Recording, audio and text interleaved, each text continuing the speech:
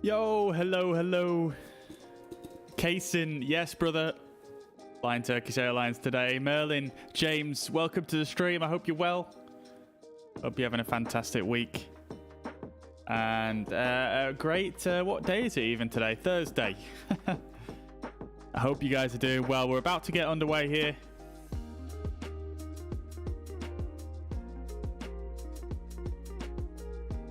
About to get underway here. Just getting everything sorted on my end. Okay then. How are we all doing today? Welcome. Feels like forever since I last streamed. It was actually when was the last stream? It was actually on a weekday last week, I think, wasn't it? Yeah, so probably nearly a week since I last streamed. Been a bit busy, unfortunately, so just not had chance to really have much time to do streaming, unfortunately. But yeah, we've got a good few days free now, so should be able to get some good streams in. So looking forward to getting some stuff done. Today, Merlin, we have a flight plan planned out for today. So we're flying from Kiev to we're flying from not Christmas. I'm flying from Kiev to Istanbul. So yeah, it should be a nice flight. And yeah, I mean, I'm down to fly to Nairobi at some point. I do actually want to do a bit more flying around Africa, because I know there's a lot of good scenery in Africa, especially in this sim. They've done a lot of work, I think, in Africa. So yeah, definitely want to do more of that at some point. I think the issue is with some streams is that you know, I don't like to just jump on with no plan on what I'm doing. So I always like to try and plan out a flight before I actually get underway.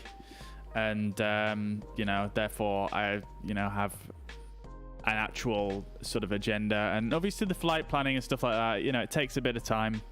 I like to do it quite realistically, so yeah, it takes a bit of time. And yeah, what I would suggest though is I do want to do some, you know, I've had quite a few people suggest certain flights and stuff like that. So what I recommend is if you join the Discord, the link is in the description of the post, or if you just click see more on the post description. If you join up on the Discord and drop it in there in the Microsoft Flight Simulator text channel, and I can, you know, then I'll be able to bear that in mind when I'm next planning my streams and stuff like that. I think that's probably the best way to do things. All right, cool. So let's get underway then. So first of all, we shall jump over to the world map. Let's have a quick look at our routing here today. Let's just turn this to live weather and time. And do we want live traffic?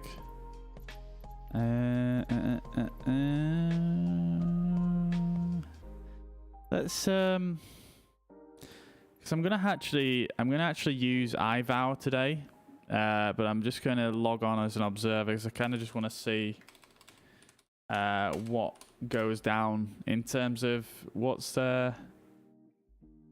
being said on. I think it's the yeah, it's the Unicom channel that I just want to kind of listen in on and see what that's like. So we'll do live traffic because there's not too many aircraft on at the moment near where we're going, so we're gonna just leave that on just so it looks a bit more busy.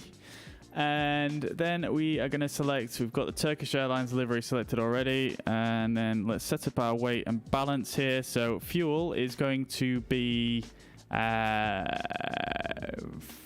15,000 kilos.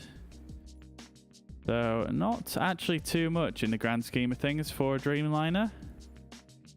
I mean, it's a pretty short flight for a Dreamliner, really, this one, but yeah, it is a realistic flight though. It's a flight that Turkish Airlines do, and yeah, I was surprised to see it was a short one, to be honest with you, because yeah, you don't really often see flights this length on a Dreamliner. But hey ho, I was going to do originally Amsterdam to Istanbul. But I thought because there's not really many controllers on and things like that, probably better just to keep it shorter, I think. Our payload is 34,000 kilos. So there we go. That's that dialed in. Failures are going to be off today, and then our call sign is going to be Turkish 458, and we are heavy. Turkish 458 heavy, and our routing is going to be. This is our route today. 1 hour and 22 minutes according to this flight planner.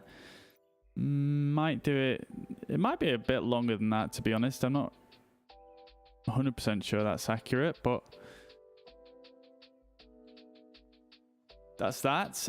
What I think I'm going to do is, because it's getting quite dark already, I'm gonna put live weather on, but we'll just put the time backwards by like an hour, just so it's not sort of totally dark for the whole flight. Let's have a look at Kiev airport. So we're going to be taking off from runway 18 left. So let's get ourselves a parking spot. It's a gate close by. Let's go for this gate right here. So gate 161. Let's select it on here so it doesn't mess things up.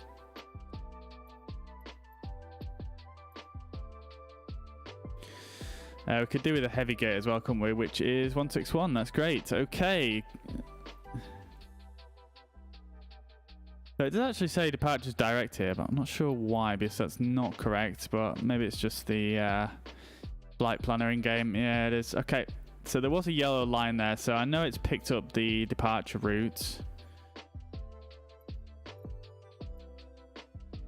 Okay, cool. So flight conditions is all set. Everything is set on here. Let me just double check before we click fly now in the nav log. Cruising flight level is 139, which is correct. Okay, let's jump in.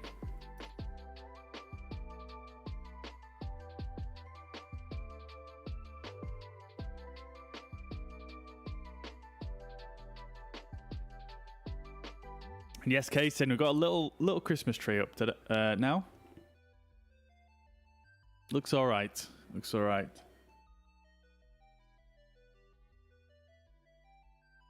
Mainly my partner's idea. I'm not gonna lie. I'm not a huge Christmas fanatic, but it looks nice. It looks good, and blurred out in the background, it looks quite cool. Okay, cool. So let's jump in here then. And get set up. So this is Kiev Airport. It's obviously just a standard autogen airport, but I mean, as far as autogen airports go, doesn't look too bad. Looks like we've got a runway over there at the top, and we have a runway behind us. There we go. Sorry about that. So we've got a runway over there, yeah, and then a runway behind us. This is our runway here, nice and close by. So let's start getting things set up then. So let's jump into the cockpit. Excuse me, I'm just going to turn the music down a bit for this. Excuse me. Turn the battery on, and we could turn the external power on as well, just for now, while we get things set up here. So let us jump over. I'll log on to iVow as well while we're at it. I'm just connecting as an observer.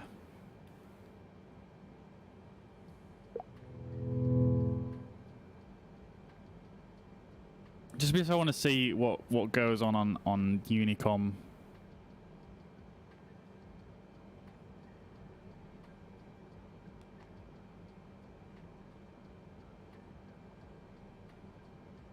For some reason it won't let me tune in Unicom now.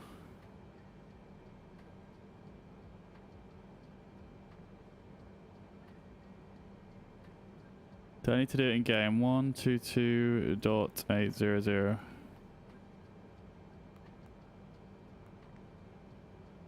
Hello? I'm trying to tune Unicom here. Not working.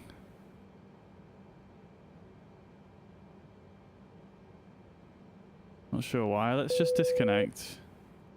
And then I'm going to reconnect. No voice. I mean, I suppose we can put voice on just so we can hear it if there is any.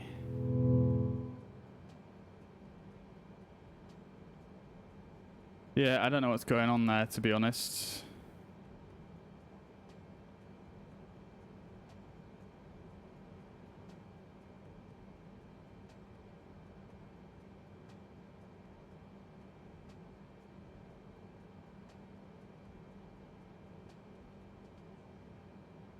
I'll leave that for now, and let's bring up self-loading cargo.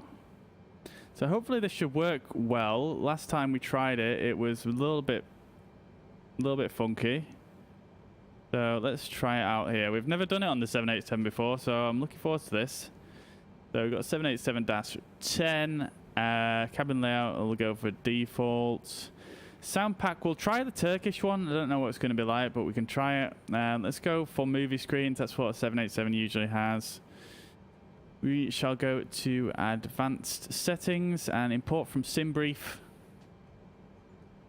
And we are running a little bit behind here, so I'm going to put this to 1440. Let's just do that again. Yeah, so I just need to add 40 minutes onto both times.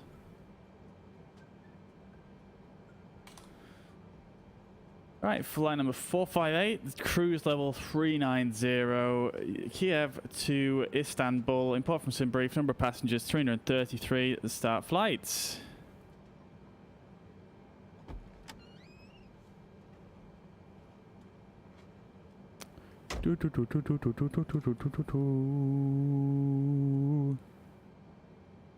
There we are. Okay, so let's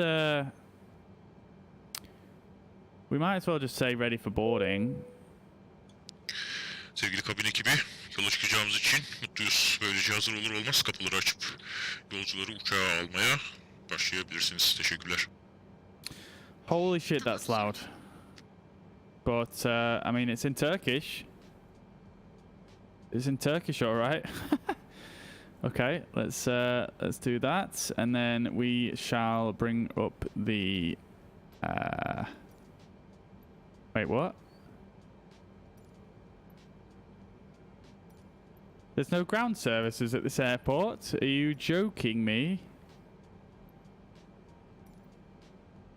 There's literally jetways right there.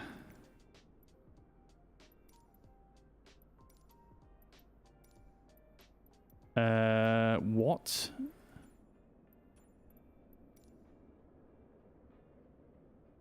How am I supposed to get how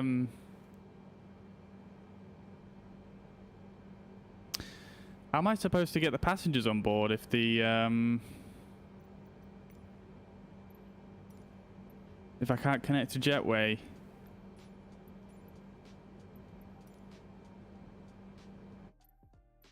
Come on, Microsoft Flight Simulator, why do you do this to me? Let's just see if there's a keybind for it, maybe.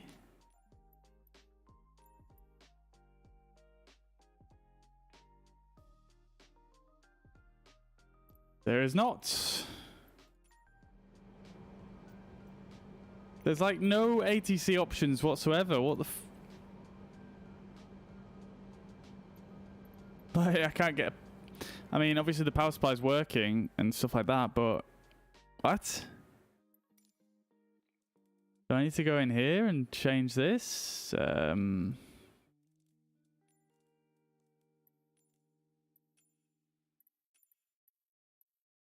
I need to go in here and change something in here?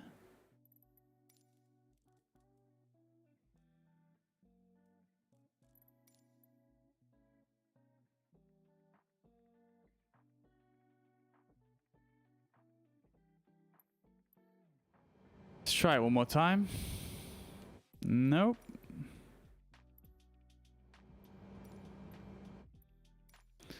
Nope. That is weird. This is a major airport. Right, okay, we'll just have to try to do the instant board trick.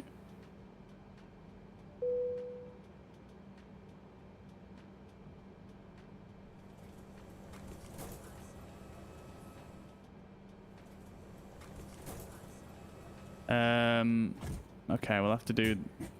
That's the one, isn't it?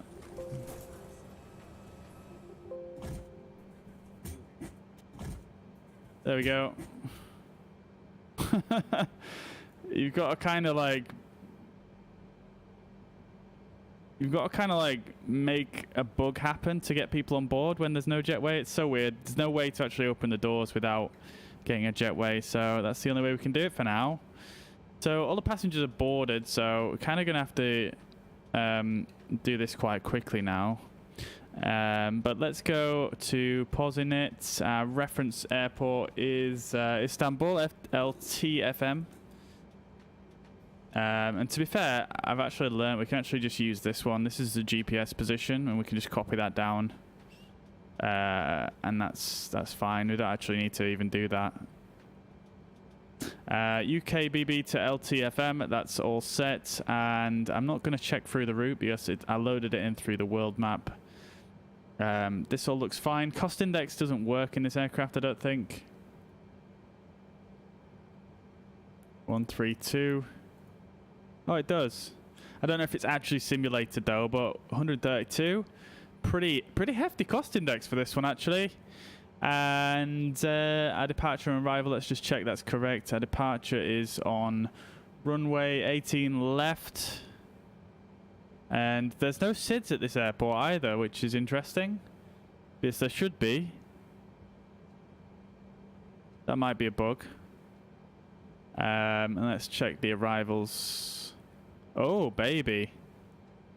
Oh, my God. We've got a problem, guys.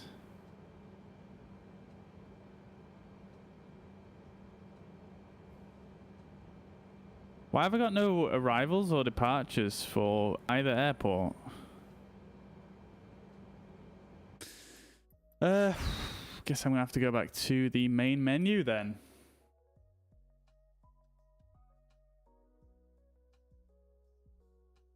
Guess I'll have to do a bit of troubleshooting real quick.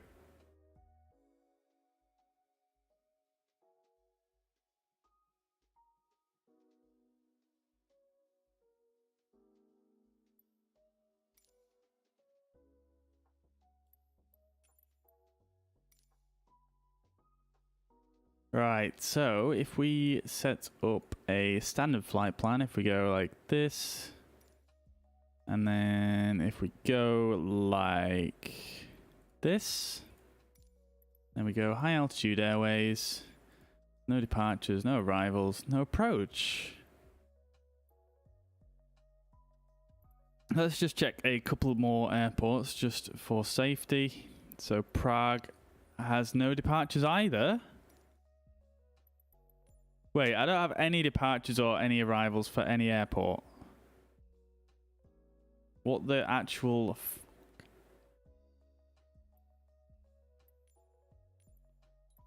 Check Munich? Nothing. Oh my God, what has happened? That is some serious bug right there. I'm going to have to just quit the sim real quick, guys. And... I'm going to have to try and see if I can work this out. So just bear with me for a few minutes. I assume it's probably something to do with the Navigraph nav data. To be quite honest with you, it usually is. So I'm going to just remove that real quick and reinstall it. It only takes 2 minutes.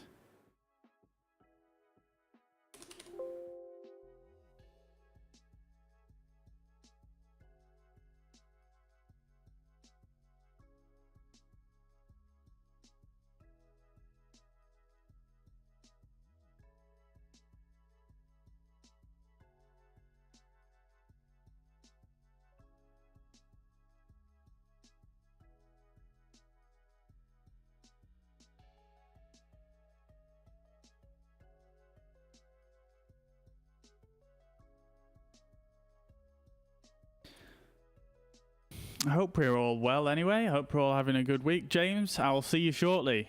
No worries at all. You'll probably tune back in at the right time because we'll probably be getting things underway in about that amount of time, I reckon. Okay, so I'm just reinstalling it now.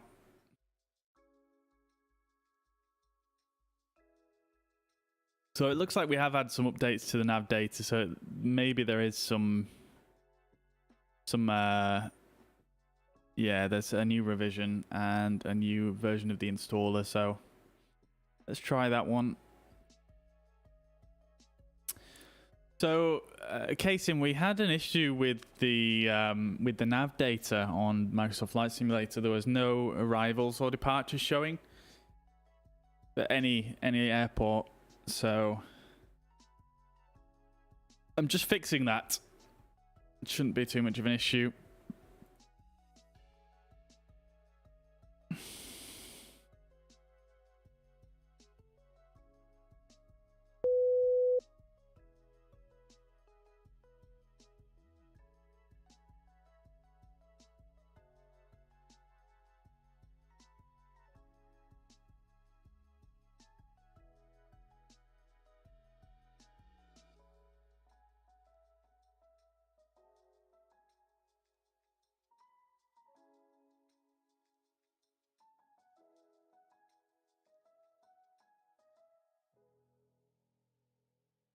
Yeah, we're reloading now, so let's see what happens. It should be good. There was an update, so I can only assume the update was perhaps something related to that.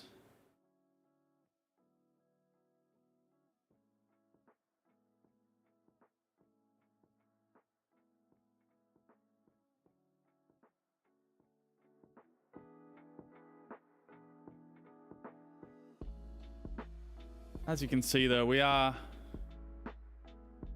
just here loading back up. That'd be easier with this hand or this hand. Right there. Okay, there we go. So difficult to coordinate my hands when I'm looking at a reversed image of me.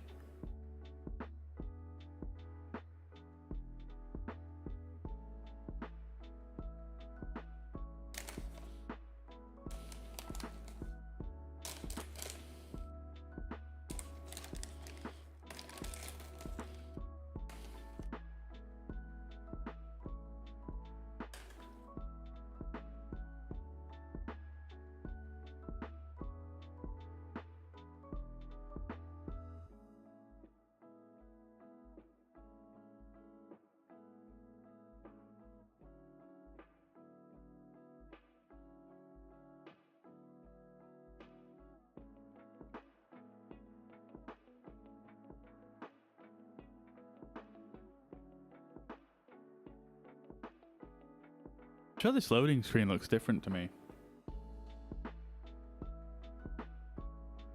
It looks like these the little captions, not the captions, the pictures. They look bigger.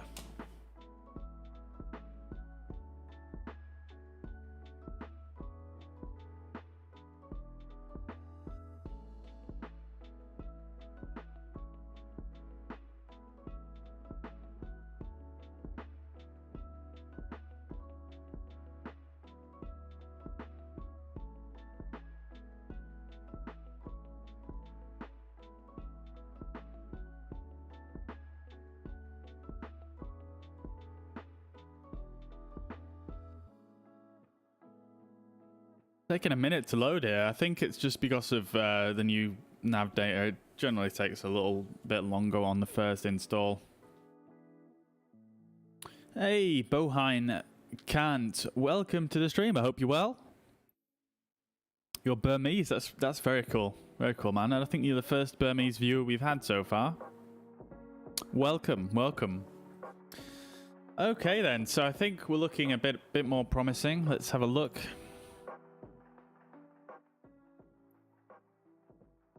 So let's test this. So if we go Istanbul.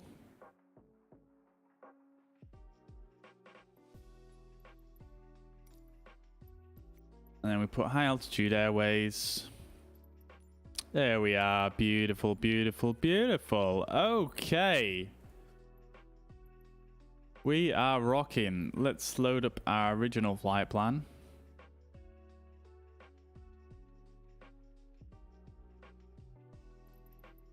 We can select our parking spot, which is 161, I think.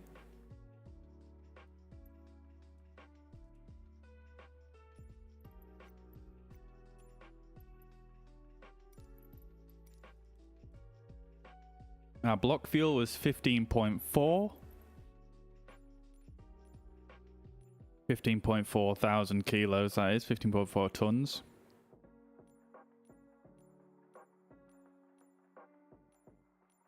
Damn it, I had it exactly there. These sliders are just not precise at all, so you've just got to kind of like click them a few times. Our payload is 34.7 tons with 333 passengers.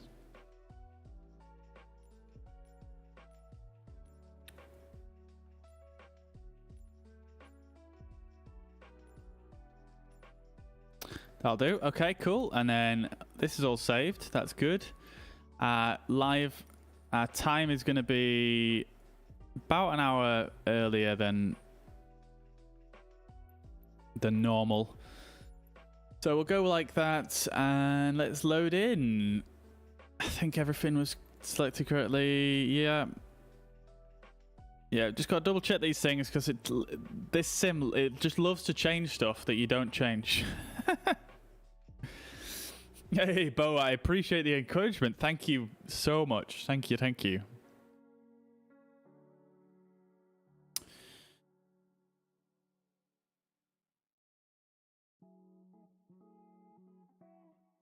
Right, I'm going to get...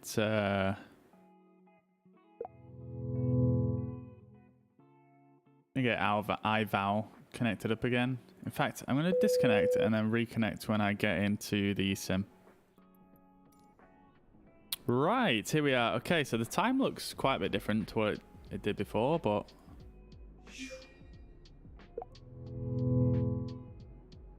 Let's try that again.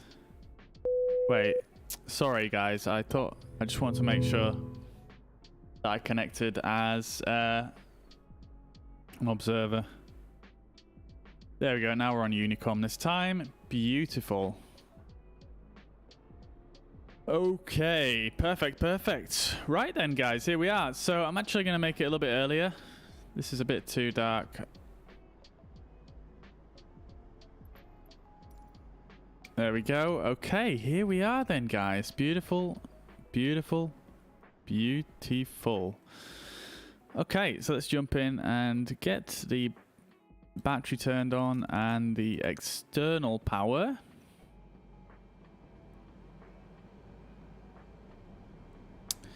Right, let's do self-loading cargo again. We'll just restart the flight. FSUI PC7.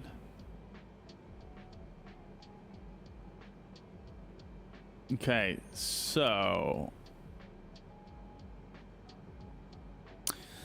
if we bring up our aircraft config here, movie screens, passengers, so 333, import from SimBrief.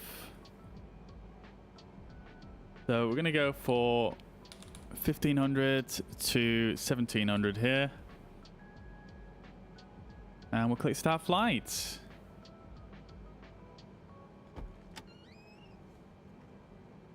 Jump over to our FMS and just use the GPS position to initialize, and we'll go to performance initialization. We shall set 132 as the cost index and execute. Thrust limiter, takeoff flaps can go to 15, and I mean, this is not going to take long at all, so let's just say ready for boarding.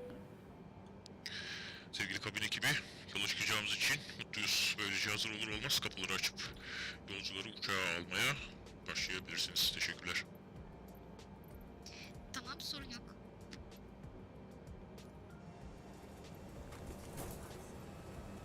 Let's request all these things because I believe the more doors you have open, the faster the passengers will actually board.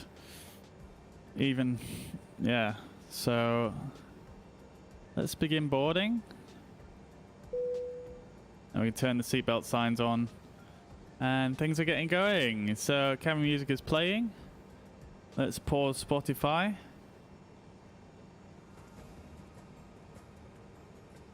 See if we can hear that music just a little bit. Okay, there we go. Beautiful. And cruise level is 390.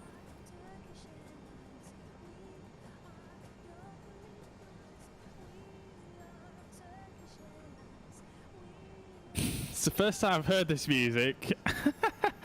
I don't know how well you guys can hear it, but it's I'm not going to say anything, but yeah. So our departure and arrival is set up correctly. We can clear this error. That's fine. The doors should all be open now. Oh, the catering truck is coming to the front door. That's a new one. Usually they come to the back doors, but okay, fine.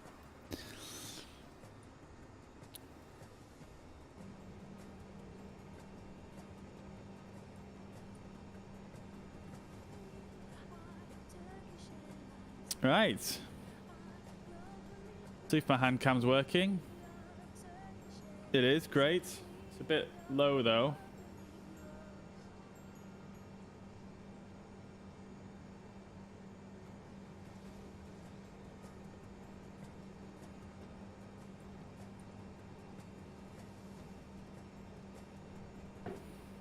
Oops.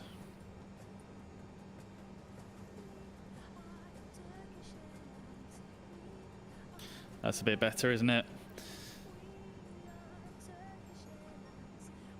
I'm sorry guys, I'm gonna have to turn this music down.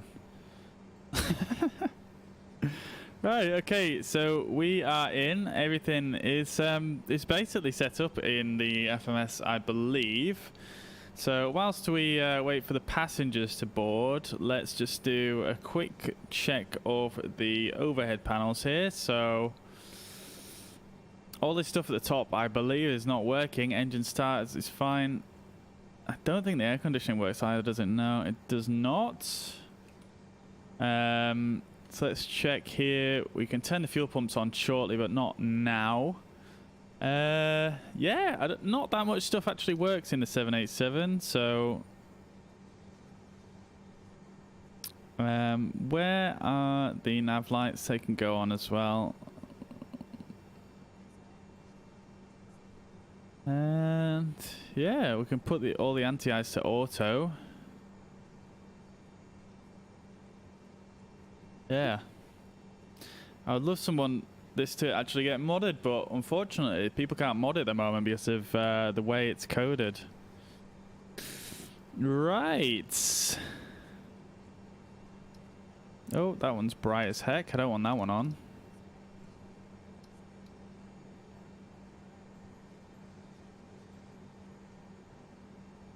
Where are the... Is there lights underneath here? Underneath here? I think there is, but I'm not sure if they actually work in this one.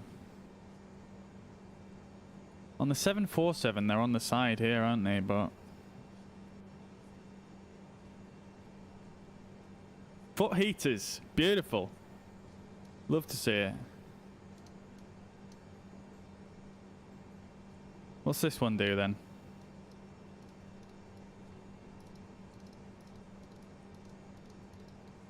That one doesn't appear to do anything. Let's just click that one on anyway. I'm intrigued actually. Let's see what that looks like from back here. Not from back there. Ah. Yeah. Okay. Right then, so that's all that set. Let's do a quick briefing like we said. So jump on over to... okay, Bo, don't worry about it at all. Absolutely fine. No worries at all. Alright, so jumping over to flight bag here. I might need to just tweak the cropping a little bit on this because I changed where my start bar is here, so I'll do that another time though. But let's bring up Navigraph here and we can bring up our flight plan. This is a routing today from Kiev in Ukraine. Just outside of Kiev actually, the airport, quite a ways outside the airport, outside the city centre, sorry. And then we're going to be heading south over the this rather large river here called the Dnipro. And we're going to be heading on south straight over this is all Ukraine here. Over Ukraine, and then cross a little bit of Romania here. And then over the, I believe this is this the Black Sea, the Dead Sea, or the Red Sea? Can't remember which one it is. It doesn't actually say on this map for some reason. But I believe that's what it is. We can actually probably just check here, can't we? If we look on this map.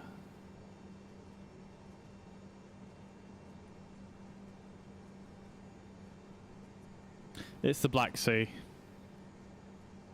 And let's turn on ATC for IVAL. Let's see what this does. I'm interested to see. Ah, okay. So we do have some people at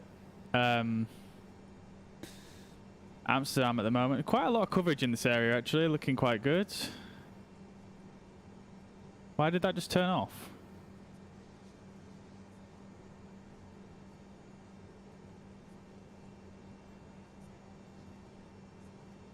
We've got quite a lot of controllers that have come on now, actually.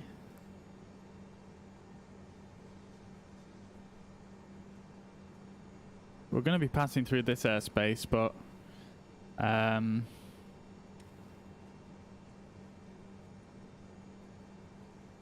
don't know if I actually want to do it or not today.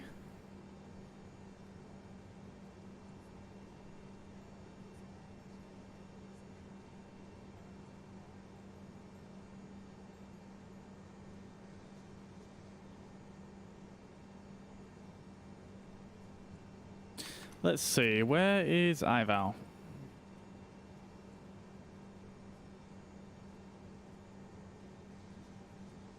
Got about 10 minutes until departure here. We've still got, oh my god, we've still got 244 passengers to get on.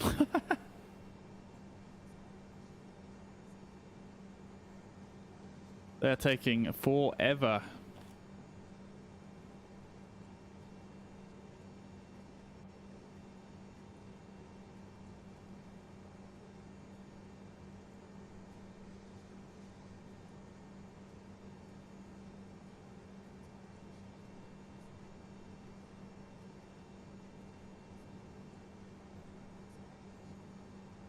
No, I think I'm going to leave the ATC for today. I'm just going to observe.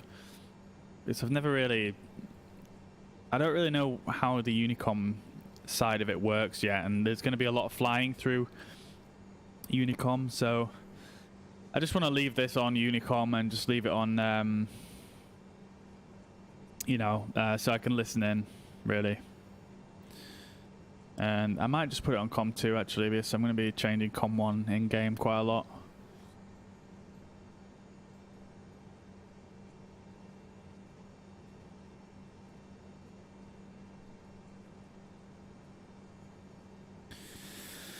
Right, okay, so let's have a look at our departure from Kiev here.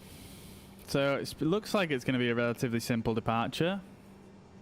So this is going to be the Basel 1 Zulu departure. It's an RNAV departure for runway 18 left. Transition altitude is 10,010 feet. Something to bear in mind because we can't set that in the 787, so we'll have to try and remember that. But it shouldn't be an issue because we'll just turn off all our lights and go to standard, so that's fine. Contact Kiev radar when passing 1320, that's not an issue, we're not using ATC. Unable to comply, advise ATC. Monitor ATIS before requesting ATC clearance. We don't again need that because we are already we're already all set.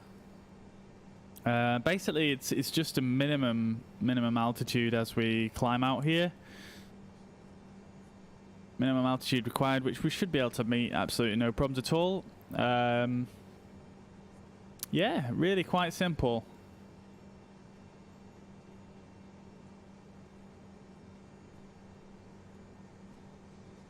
I think our V2 speed is about 170 knots, so yeah, we're probably going to be easily smashing through these climb gradients. No problem at all. Okay, and let's have a quick look as well at our airport layout. Let's look at our 10-9 here, and then parking stands as well. So this is the airport rack currently. I'll put this on so you guys can see where we are. So we're parked up here at Terminal D, and we are going to take off from runway 18 left here. So we're going to turn around, go up here, and take off 18 left. That's not an issue. Nice and simple. The taxi, just turn around and go up. I believe this is Bravo, this long one here. So we'll turn around. C6 Bravo, A1, and then we're onto the runway. So that would be our taxi clearance if we were to get it. And then, yeah, just a little bit of a closer look at the parking stands here. I don't think it shows us where we are exactly on here, but like we said, we are at Terminal Delta, which doesn't show on this one actually. It'll probably be on this one. So yeah, we're at Delta. We're at Delta on stand. I'm not sure which stand we're at actually. I think we're on the very end, aren't we? Oh no, we're not. We're one in from the end, so we're parking stand 2 essentially. And I mean, you probably remember that this is. It's obviously an auto-gen airport, so it doesn't have the exact taxiway markings. So that is that. That's nice and simple. Let's have a quick look at our arrival as well, seeing as though we've still got 180 passengers to get on board here. I might just instant board them in a minute because it's taking forever, to be quite honest with you. So this is our arrival. We're going to swing out to the east and then come back in.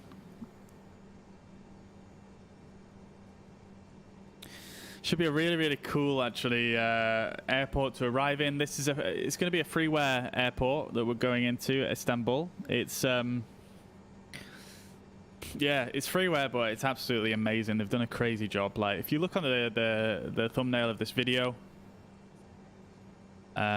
you'll see how amazing the airport looks. They've even got a fully modeled interior, which is kind of wild. So, we are going to, yeah, so we're going to be running this routing here along this side of the arrival. Thank you very much, boat. Thank you very much. So we're going to be coming in at Rixon, 250 knots, maximum altitude 190 flight level. And slightly descending down here. Required altitude at FM 458, 230 knots, 10,000 feet. Required altitude all the way down here, so that's going to be a bit level flight just down this pathing here. And then all the way down to Divdi, required altitude again 5,000 feet. At which point we're going to bring ourselves in for the ILS on runway 17 left. So let's have a quick look at what that looks like.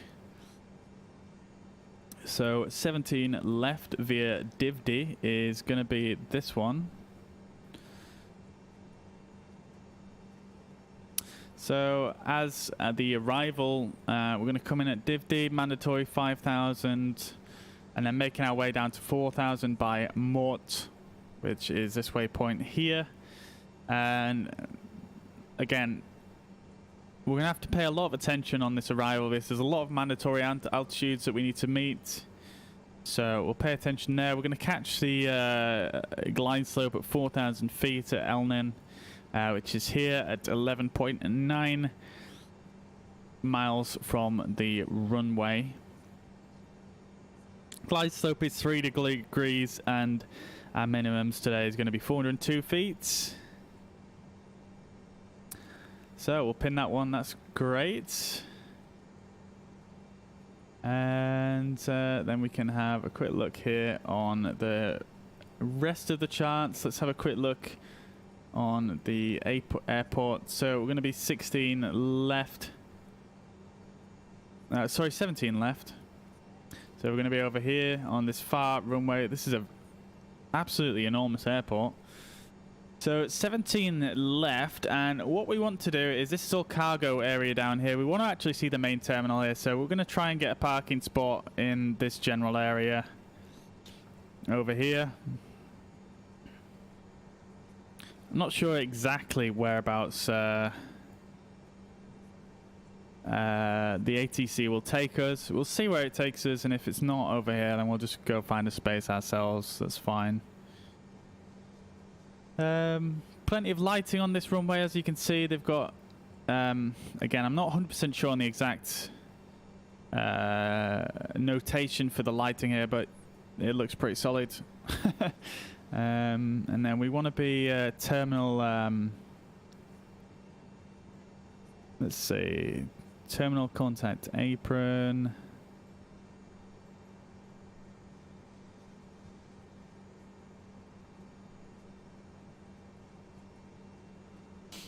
Doesn't actually say what terminal is what here. Let's see.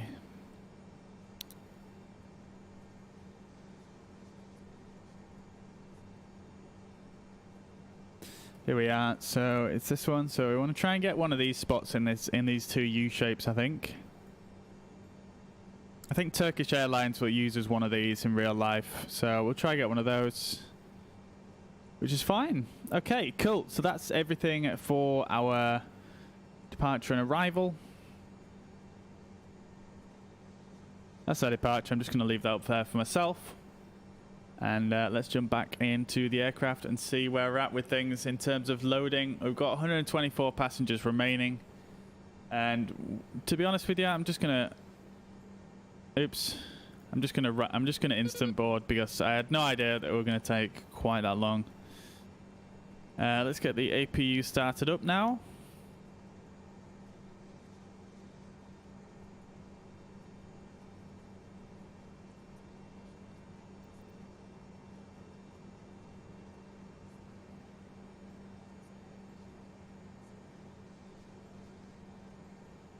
Right, okay, so anything else that I can do? So I can set this to RTO and I can arm the speed brakes for now. I can set this to 370. It was 390 actually, I think, wasn't it? It was indeed. Okay, that's fine.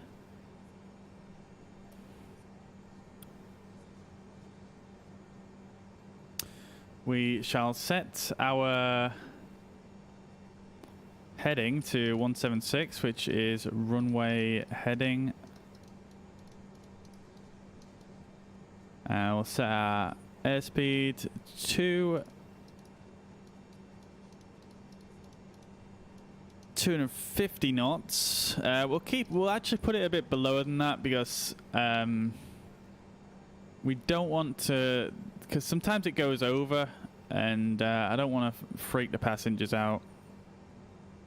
I want to try and get a good score. We can put the flight directors on. We'll arm LNAV and VNAV. Auto throttle is armed also. And I'm going to zoom this out a bit.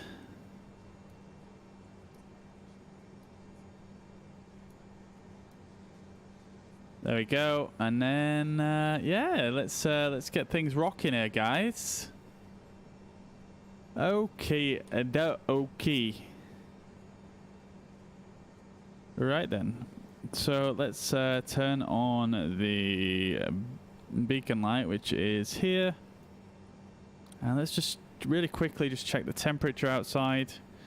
That is, total air temperature is -3 degrees. So we are going to need some anti-ice here. So I'm going to put the wing lights on as well. Just, I'll turn them on as we get going here, but we will request pushback. And I'm not sure why the spoiler's deployed then, but yeah, I think there's some bugs going on with that. Anyway, we are bang on time here, I think. Teşekkürler. So we've got some Turkish people on the crew today, so there's going to be some Turkish voices going off. They're extremely loud, so I'm going to turn them down.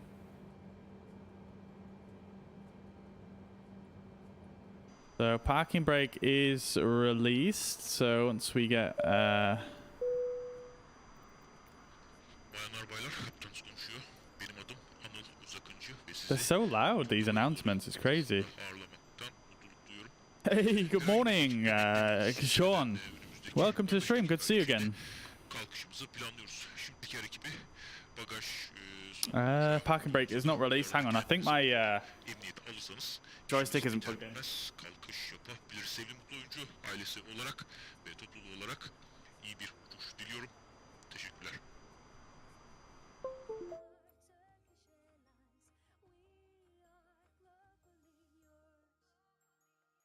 Right then.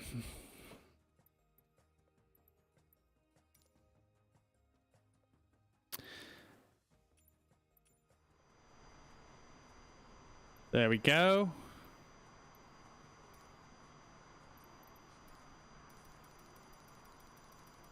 Hello. Tune ground.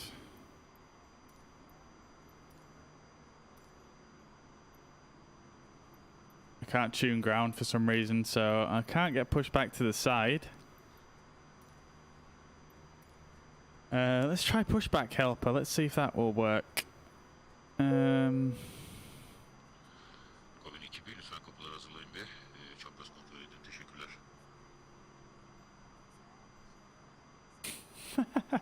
Unfortunately, I have absolutely no idea what they're saying.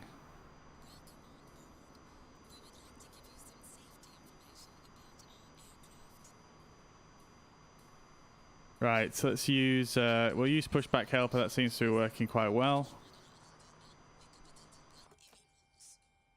And the AP generators can come on.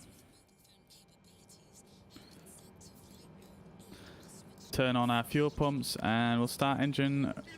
We'll start the right side engine.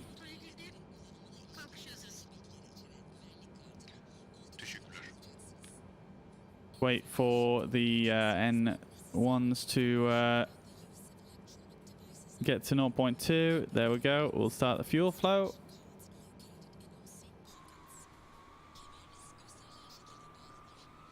I think I pushed back a bit far here, but obviously in my defense it was not working properly, so we're just going to go with it. Why is there a fire truck here?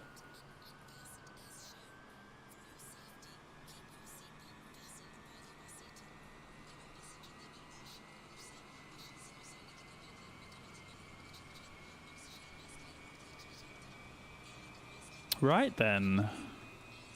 Parking brake is set, and we're going to get these engines started up.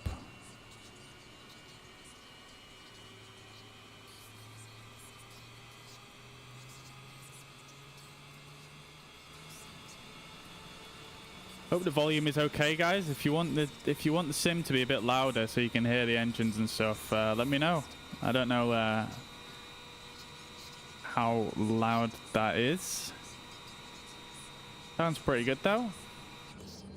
Okay, so that's engine, the right engine stabilized. Let's start the left engine. Keep wanting to say engine 1 and 2, but in a Boeing, well, at least in this aircraft, it's just a case of engine left or right.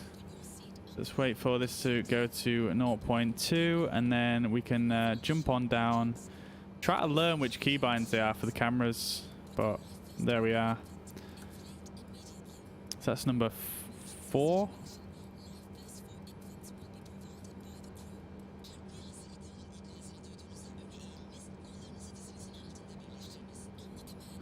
Number 4, isn't it? Right. Okay. So engine 2 is left engine is starting up. Sorry.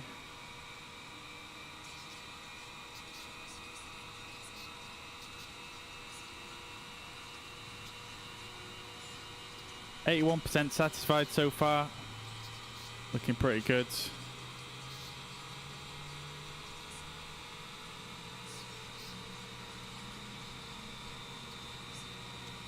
This livery is pretty well executed, I do have to say. Nice and high res. All the text looks nice and straight.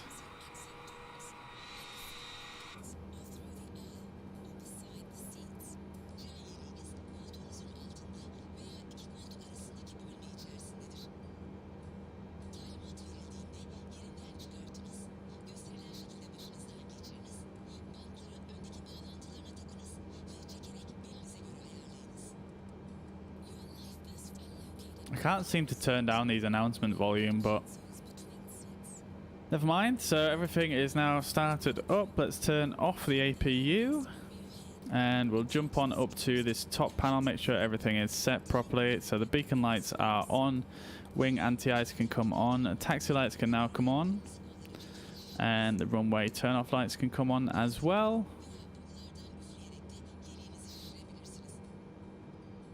And that is everything good to go. So let's start our taxi then here.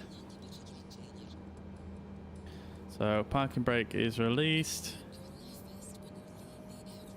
Add in a little bit of power here and we can get going.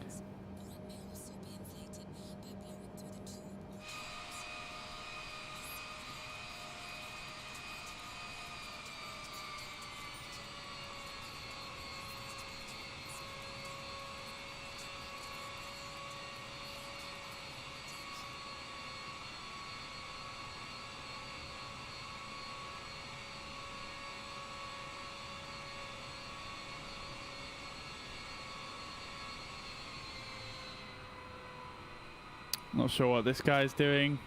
Wrong place, wrong time, my dude. Let's say seats for takeoff. Kabin ekibi kalkışçı koltuklara lütfen.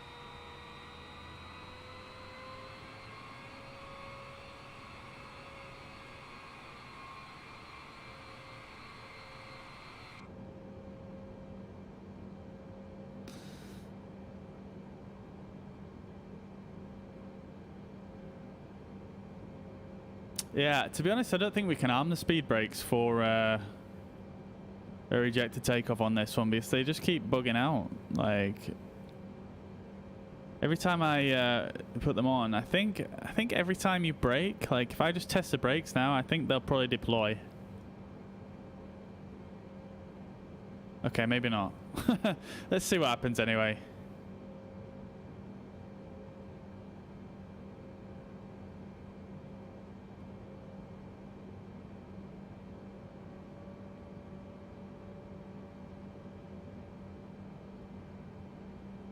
Keep seeing my rating go down, so I'm just trying to see if there's anything that they're dissatisfied about, but it doesn't really seem to say anything.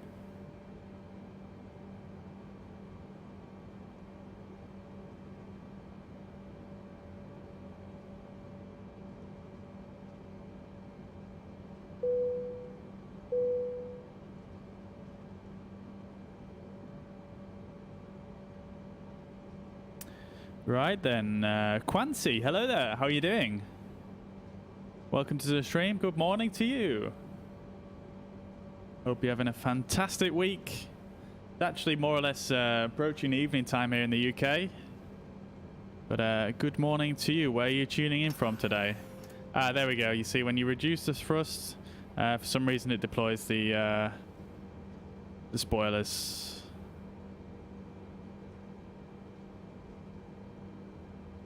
Okay, we've got absolutely tons of traffic here, so we're just going to close our eyes real quick. I'm going to turn on the strobe lights and the landing lights as we approach the runway here.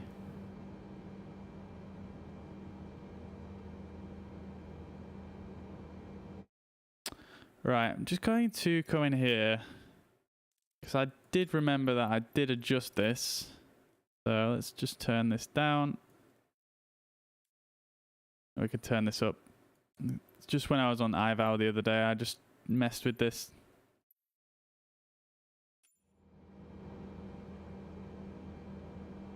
There we go.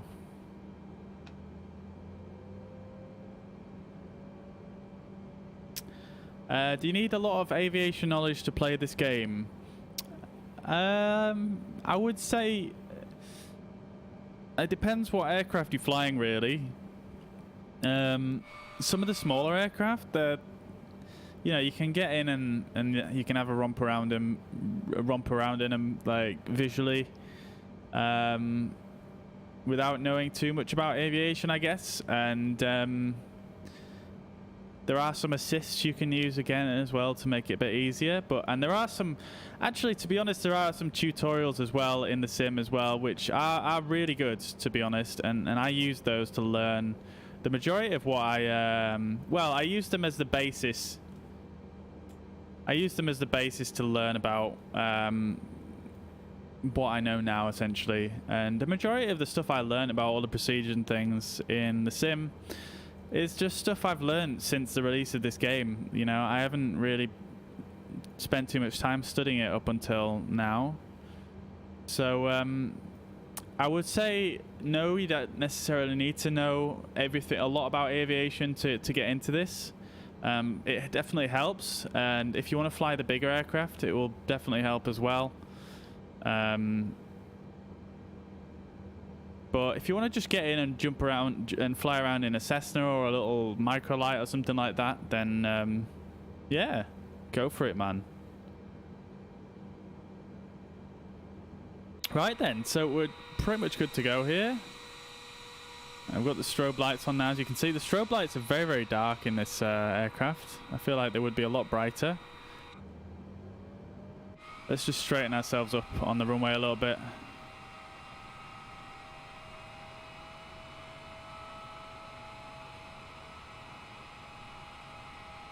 Right, there we go. Let's do this thing. So toga thrust set. Let's go, guys.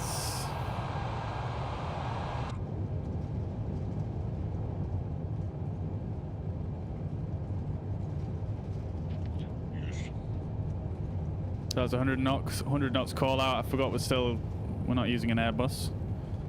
Oh no, I forgot to set my flaps, guys. That's V1. I'm gonna have to wait a second. I'm probably gonna have to wait right till the end of the runway here.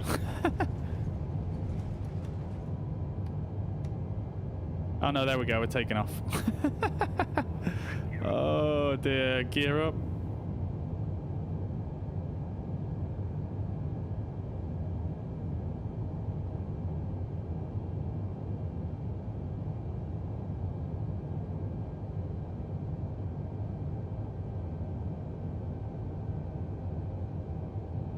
Okay, so just gonna bring the nose down slightly just to start accelerating.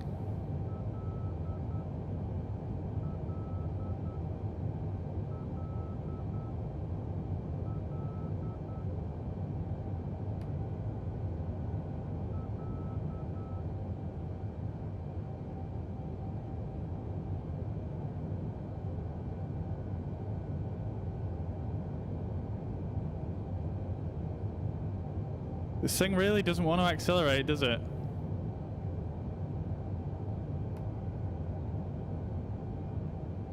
I'm gonna put the nose down even more.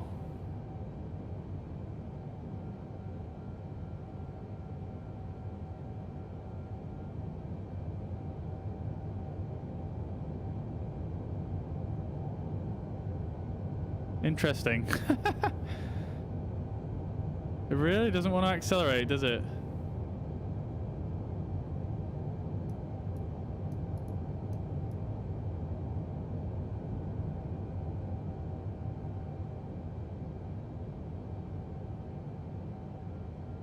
Can't see a thing out the window, so I'm literally just looking at the displays here. I can probably actually use a heads-up display in this scenario, to be honest.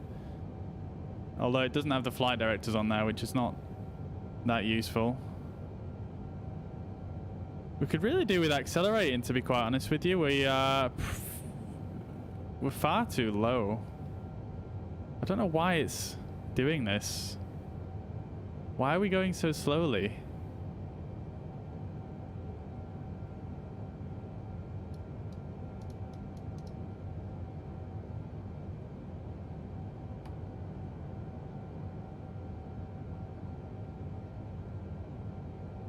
I'm just going to put the nose down.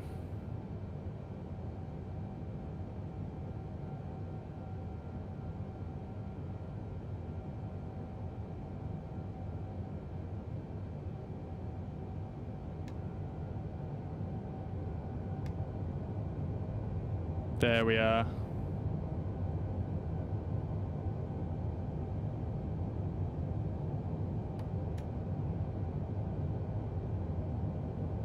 There it is. That's more like it. And like I said, it busted through 250 knots so quickly. My passengers are not going to be satisfied here. And we've absolutely screwed up this departure route as well, to be quite honest with you. I don't know what it was doing there. Why wouldn't it? I don't know why it wouldn't accelerate. It's so bizarre.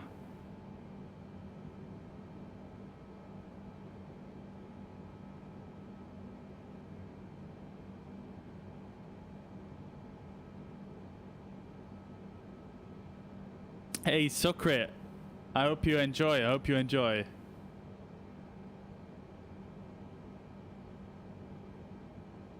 Why is it flying above 250 knots?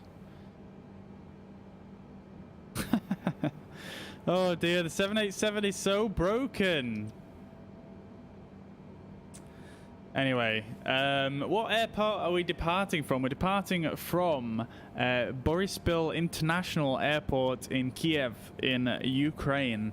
Departing from there, and then we are flying down to Istanbul in Turkey. And at the moment, I'm just kind of trying to deal with the 787. The 787 in Microsoft Flight Simulator has got some quirks, let's say. So I'm just trying to kind of work through those. Usually when you're below 10,000 feet, you shouldn't really fly faster than 250 knots, and the aircraft should know that. I've actually told it to fly at 235 knots, but for some reason it's flying at 260 knots. I'm really not sure why. It's a little bit strange, to be honest with you.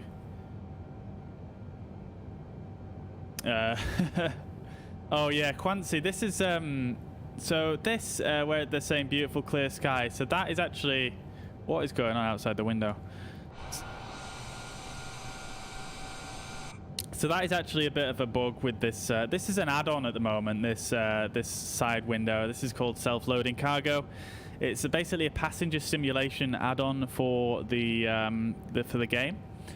And at the moment, it's not fully integrated with Microsoft Flight Simulator just yet. So the beautiful clear sky remark, yeah, that's just because they can't, this add-on, it can't read the weather in Microsoft Flight Simulator properly yet. So therefore, you know, the passengers obviously see the wrong thing, so.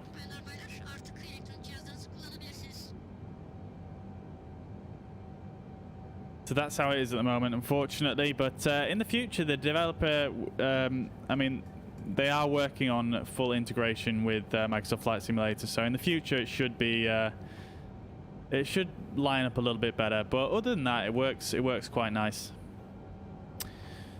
Right, so we're approaching 10,000 feet. So I'm going to deselect this speed intervention now. So the aircraft should start accelerating up to 300 knots. We're through 10,000 feet as well, so we can turn off the landing lights, the runway turn off lights, and that is it. We can also go to standard pressure. And that is that. All the flaps are up, speed brake is fine. I'm not sure what this flickering thing going on outside the window is when I go to certain angles here. That's the first time I've seen that. But there we go. Yeah, we have departed from Boryspil in Ukraine, and we're basically heading through some very, very thick cloud at the moment. It's quite cold outside, I believe, as well. Actually, it's warmer in the sky than it was on the ground. It was -3 in the Ukraine on the ground. It's actually warmer up in the sky for some reason. It's +8 degrees now. Which is, I mean, it's still quite cold, but yeah, not doing too badly. Let's turn on the weather radar as well and just see how much of this cloud is actually moisture. Yeah, it's very wet up here. So, yeah, it's a good thing we've got the anti-ice on, isn't it?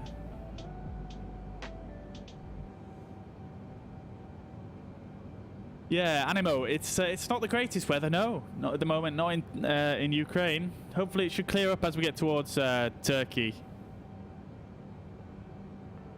Yeah, it kind of looks like desert weather, doesn't it? But it's yeah, it's just because it's late afternoon and the sun's going down, and for some reason in Microsoft Flight Simulator, when it's really cloudy and the sun's going down, inside the clouds, it just looks very, very orange, kind of like a sandstorm. I see where you're going from on that though.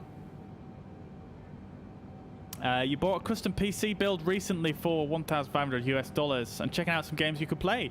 Yeah, man. I mean, this is a lot of fun, man. You know, even if you don't know that much about aviation, if you're interested in aviation, you know, this can help you develop that interest, and you know, it can really get your mind going and help you learn more as well. For me, you know, I've learned a ridiculously large amount about flying airliners and, I mean, just flying any kinds of aircraft, to be honest with you, since this game came out. You know, I've learned an insane amount, and it's just been it's not only been a fun experience. You know, it's been informative and educational, so I'm a big fan of that. And you know, it's an absolutely stunning game, to be honest with you. There's nothing else really, like, look at these clouds at the moment. Like, we just kind of missed that there, but there's nothing else like it. It's a true next gen game, and the more you know about it, the more you kind of come to appreciate how next gen it is. Like, it's completely on another level to anything else that's out at the moment in terms of, you know, the integration. You know, it's got live weather, live time, live traffic in the game. All this synchronizes with live servers that give you all the real-time information. And it's a one-to-one recreation of the world, and there's so many cities and points of interest in the game that do look almost photorealistic. It's just absolutely insane.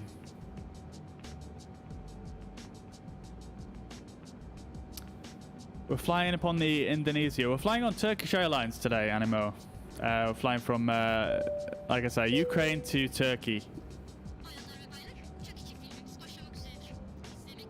Quancy, dude, I feel you on that. I feel you on that. Like, I used to play a lot of competitive games. I used to play a lot of Hunt Showdown, a lot of Fortnite, a lot of Valorant, a lot of Sea of Thieves, actually. That can be quite competitive and quite high stakes. And yeah, I mean, it can be quite triggering at times. I'm sure you can probably feel me on that a little bit. And this is just, you don't get that in this, you know. You don't get it at all. You just chill, man. You just chill. Like, it's quite good in that respect.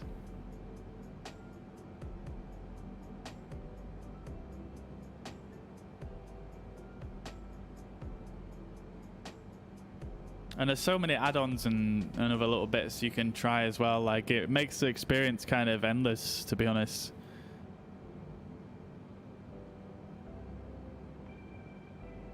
Yeah, I agree, Quancy. Yeah, it can definitely, yeah, it can definitely impact your behavior playing competitive games.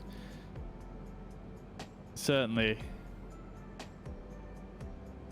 Yeah, people do get a bit ridiculous, and yeah, the toxicity is pretty nasty sometimes.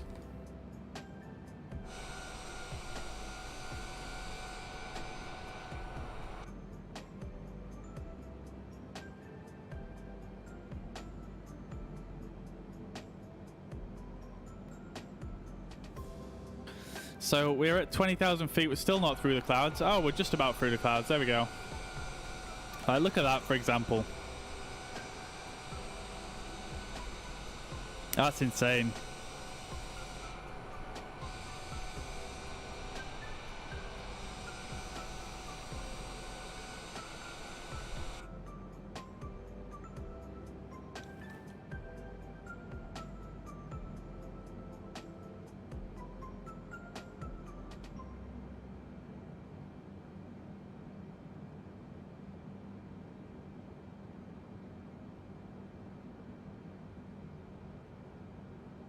Yeah, it should run. It should run okay on that hardware. Yeah, I mean, you can check my excuse me. You can check my specs down in the description below. Kind of similar specs. 32GB RAM probably be better. This does use a lot of RAM, this game, but you can tweak your settings. There's a lot of options. But yeah, that should be fine, I think. And One thing that you can't expect though in this game is you can't expect to have high frame rates. If you play competitive games, you'll probably be quite used to high frame rates. You know, like minimum 60, minimum 140 frames per second. Like, you'll never get anywhere close to 140 in this. Like, even now, look, you can see in this cockpit is just not, it's not 60 frames per second for sure.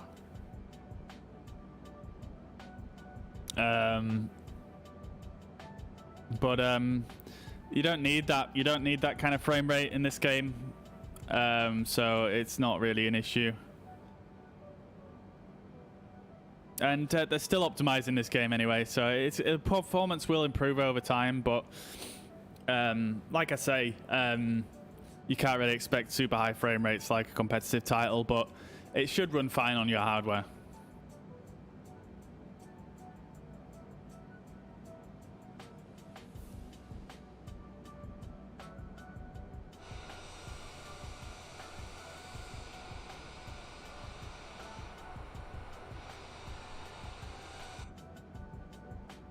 Well, dude, I know exactly what you mean. I mean, this game fortunately looks really good on low settings, so I don't think you've got anything to worry about.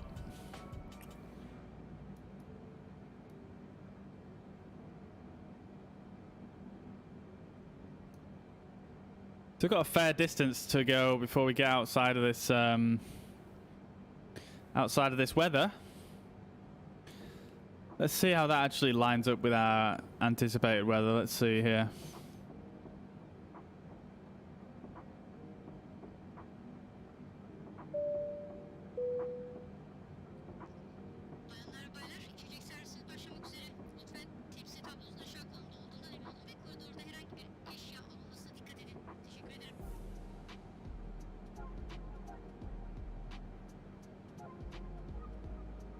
So honestly, like, we should have a pretty strong tailwind right now.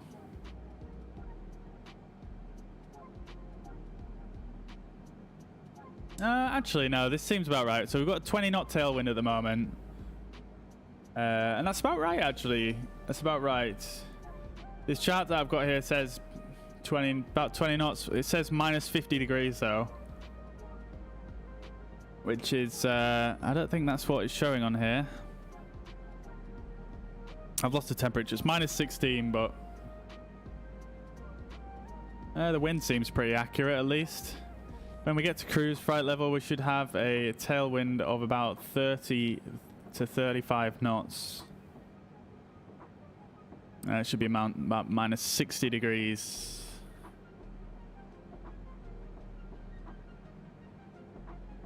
Yeah, Quancy, I mean, you can't go wrong, really, you know. Like I say, I mean, this game, I mean, if you think my game looks good, then, you know, I have sort of medium to high. And it still looks amazing. I'll show you my settings real quick. Yeah, so yeah, mostly medium, high, few on ultra. Yeah, that's it really. I have it kind of, I mean, I could definitely run it higher than this. Excuse me, but I keep it a little bit lower to give myself a little bit of a buffer because I stream this game a lot, so it gives me a little bit of a buffer because it's quite heavy on your GPU sometimes, this game. So because I'm using my GPU for my transcoding, I need to have a bit of a buffer really, because if it pushes it over the top, it will crash. So, but yeah, it looks fantastic on all settings, to be honest.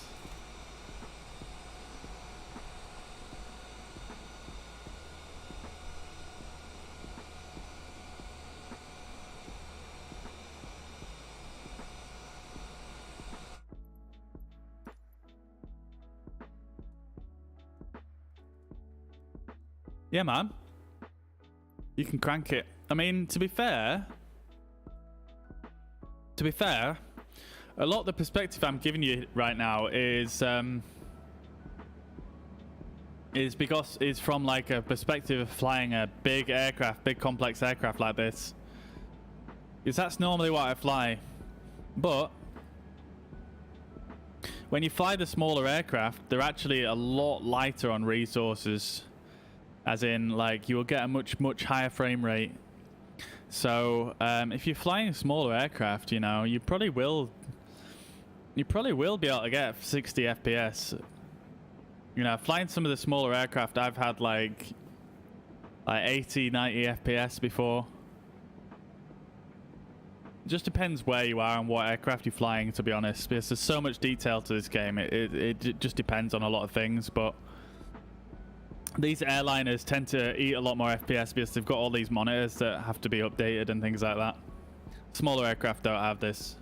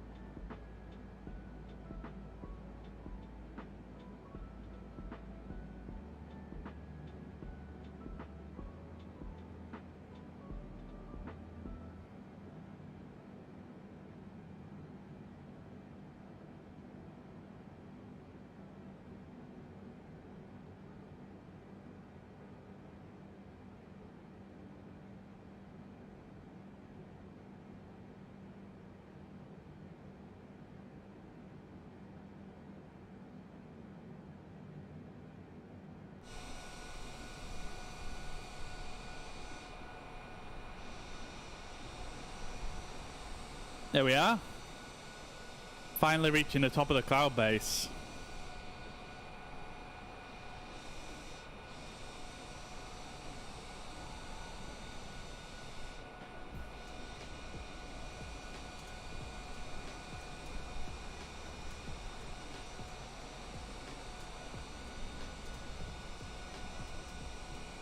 Yeah, man, this game looks absolutely amazing.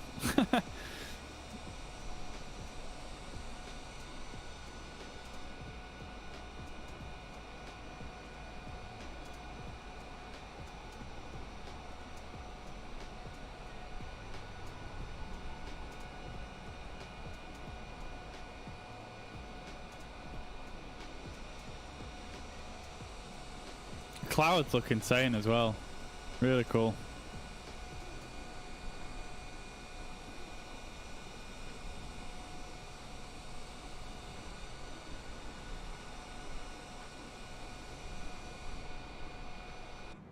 Yeah, amazing looking game. And in the cockpits as well, like the detail in here is just insane.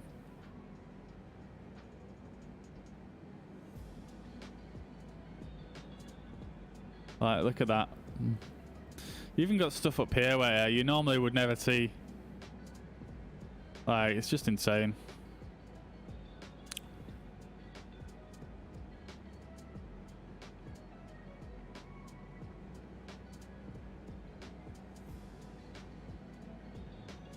Yeah, maybe there'll be a discount. Just keep a lookout. Yeah, Cyberpunk as well does look pretty tempting.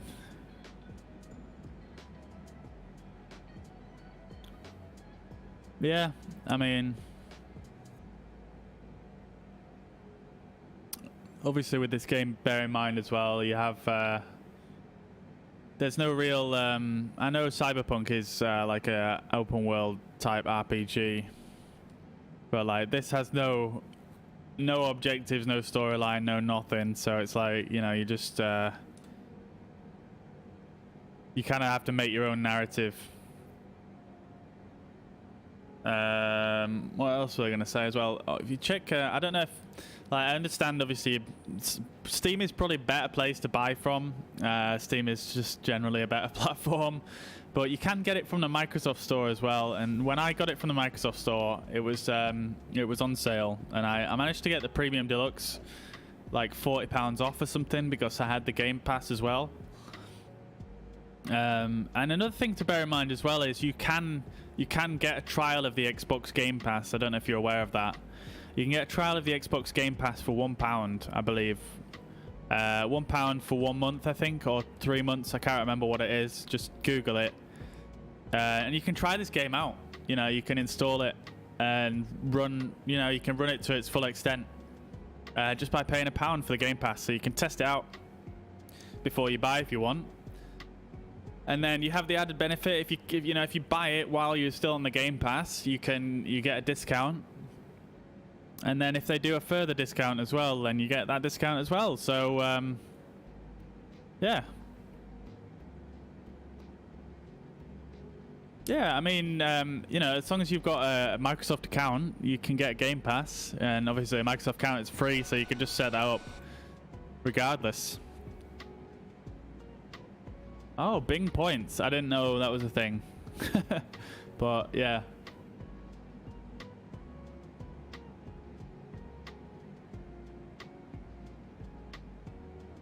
They actually use Bing satellite imagery for a lot of the ground textures in this game. I don't know if you're aware of that either, but if you're a Bing user, you might find that interesting.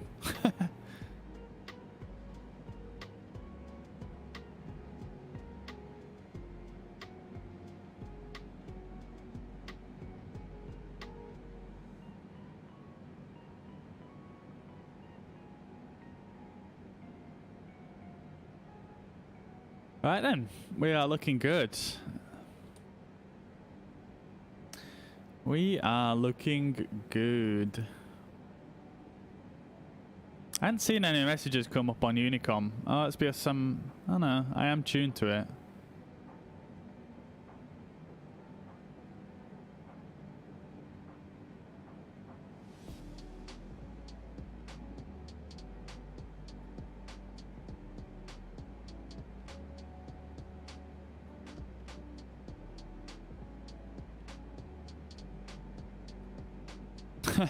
I have no idea if Yahoo Maps exists, bro. I mean, yeah, it looks good. You can't really go wrong. Excuse me. But, yeah. I kind of wish they used Google Maps, but hey ho, it's Microsoft in it, so of course they're going to use Bing Maps.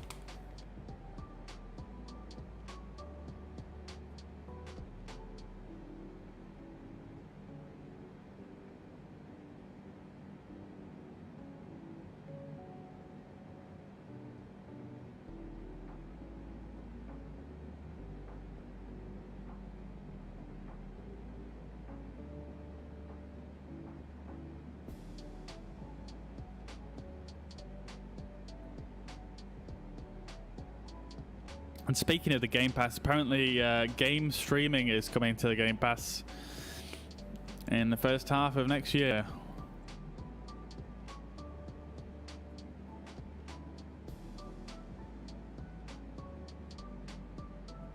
That's pretty interesting. The xCloud service. Could stream. Apparently, you can stream games to your web browser from your PC. That should be pretty wild.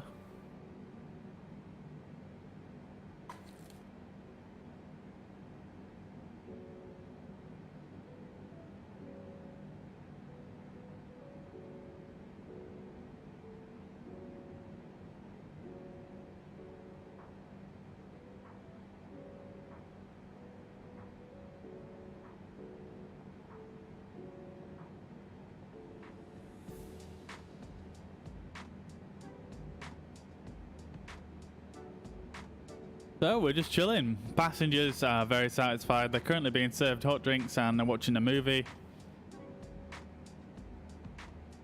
Yeah, they're chilling. Absolutely living life.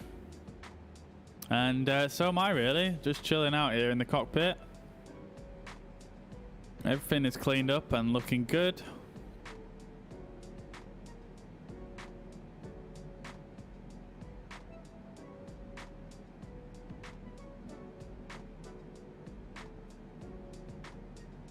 I wish they served Pepsi. Come on, bruh. You must be the first person to ever wish that. I'm just gonna nip and get a drink. Not Pepsi, though.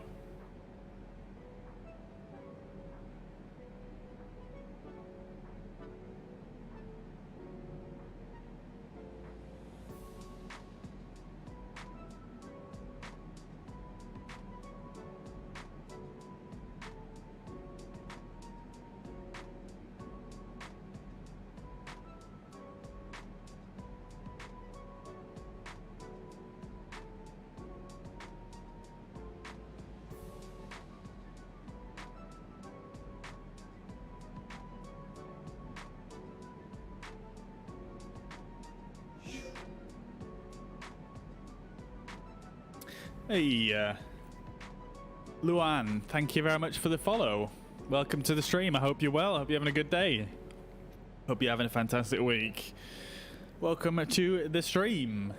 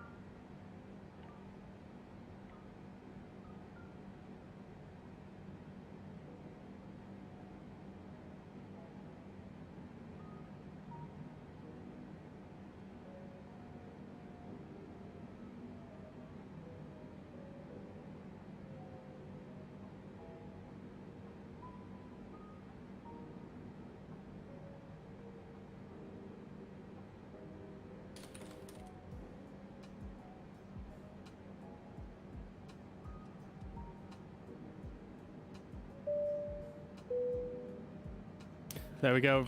Reached our cruise altitude. 35.000 fit seviyemize ulaştığımızı ve herhangi bir büyük gecikme beklemediğimizi size bildirmek istiyorum. Bu süre zarfında kabin ekibi uçak etrafında size yardımcı olurken lütfen koridorlarda herhangi bir eşya bulundurmadığınıza emin olun ve arkanıza yaslanıp rahat bir şekilde uçuşun keyfini çıkarın. Teşekkürler.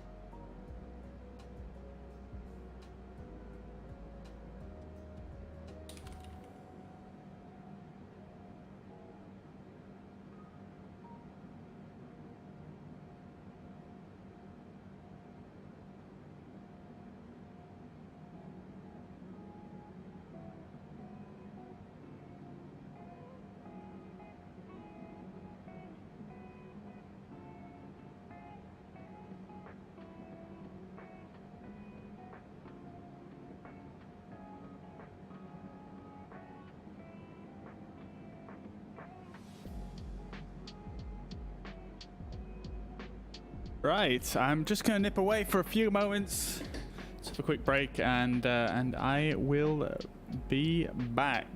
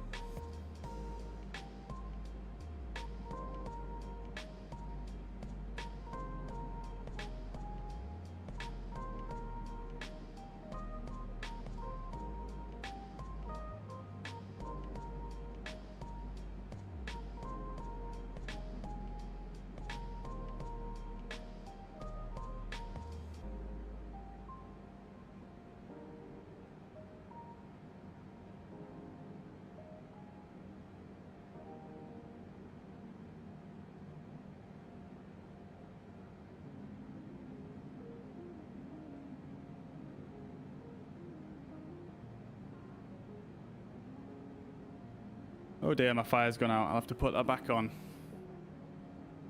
Right, let's see then. So,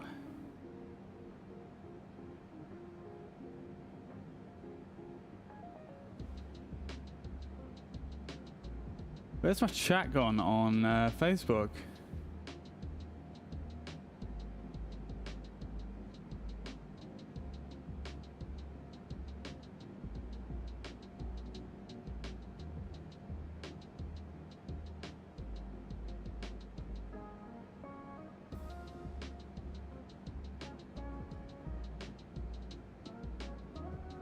Right then, let's have a look outside. Plenty of cloud cover. Getting even thicker up here as well. Let's see whereabouts we are. So about, what, about 240 miles away?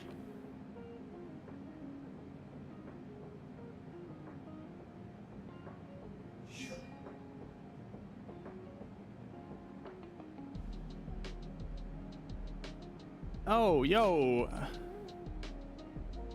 Hello, Frostmate, Skel, Mitch, and Value Typewriter. Thank you very much for the follows, guys. I hope you're well. I hope you're having a fantastic week. Welcome, welcome. I hope you're doing good. And yeah, you've just caught us here at 39,000 feet. Just in a cruise on our way to Istanbul. I hope you are doing very well. If anybody has any questions, don't be afraid to ask. Happy to help out in any way I can do.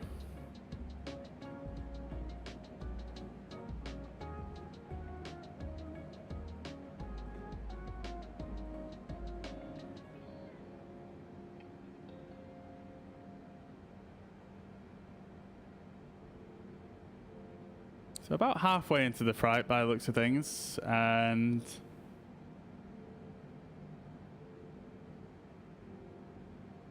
yeah, about halfway into the flight.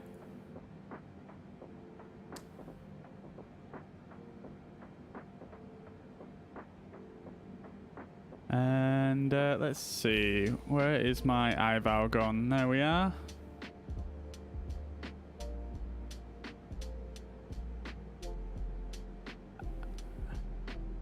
For some reason, no messages seem to be coming through on Unicom. It's a bit strange.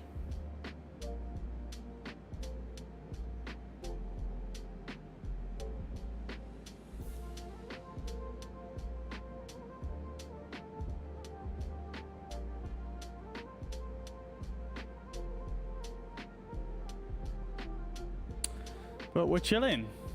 Flying to my house. Dude, I've already done that. Already done that a few times, actually. Yeah, that was quite a while ago now. That was probably one of the first things I did, actually. My favorite plane in the game is probably the probably the A320 at the moment. Just because it's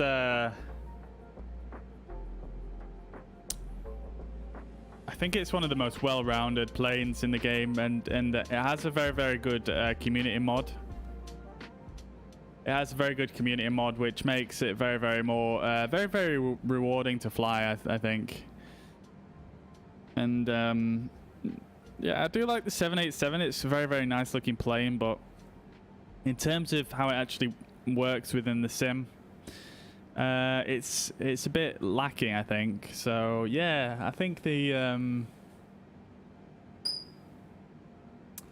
A320 is the best, I think, at the moment. It just has the best breadth of features and things like that. So,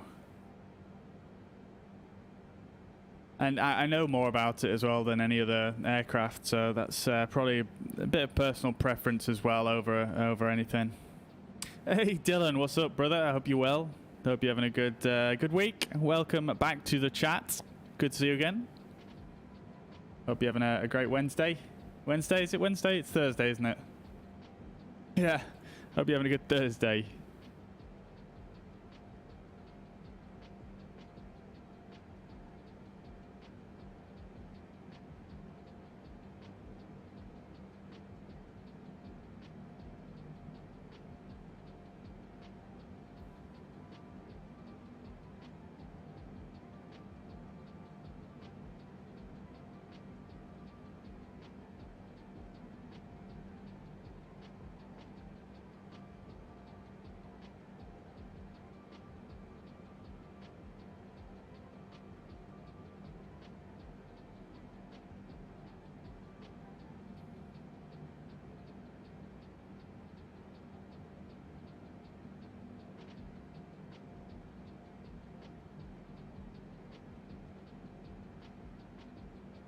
checking on my other screen there, just trying to get things filled in. But yeah, we're looking fine. We're looking fine.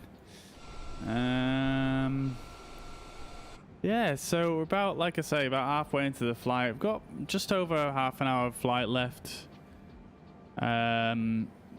Let's just put the weather radar over onto this screen.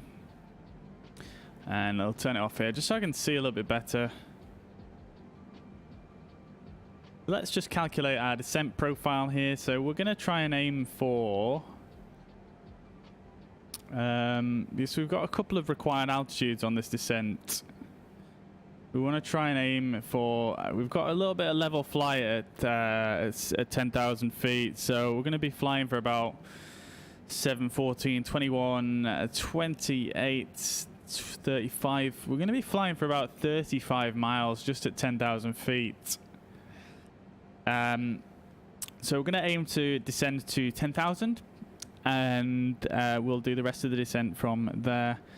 And we're currently at 390, so that means we've got 29,000 feet to descend.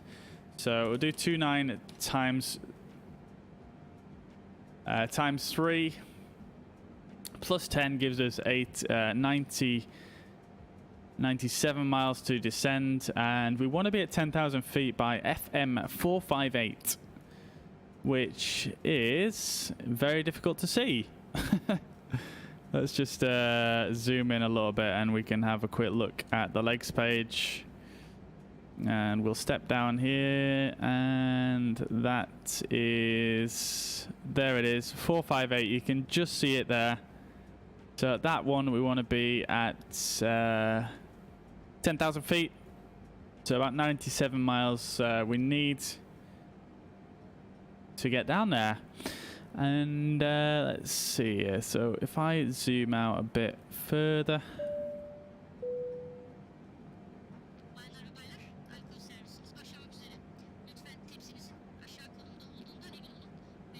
and put this back over to map mode.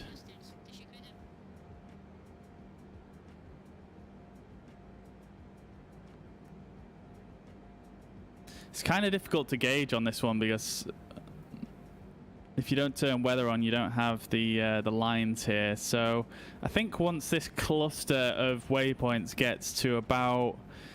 so this line in the middle here is 160. This is 80. So when we're kind of like just above this line here, we're going to start... well, I'll zoom it in once more before we get... in fact, I'll zoom it into 160. So 40, 80, 120, 160. So once we get in between these two lines here, that's when we're going to start our descent. That's the best way to do it at the moment. Unfortunately, the FMS doesn't tell you your distance away from your next waypoints like it would do in real life. So you just kind of got to guesstimate based on the monitor here.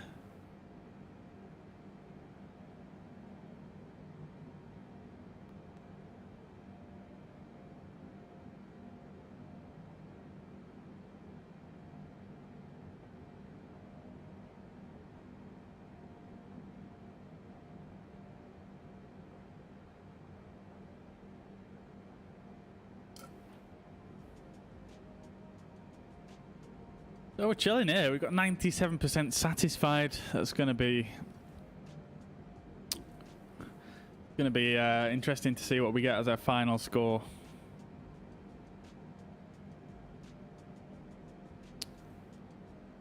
Excuse me.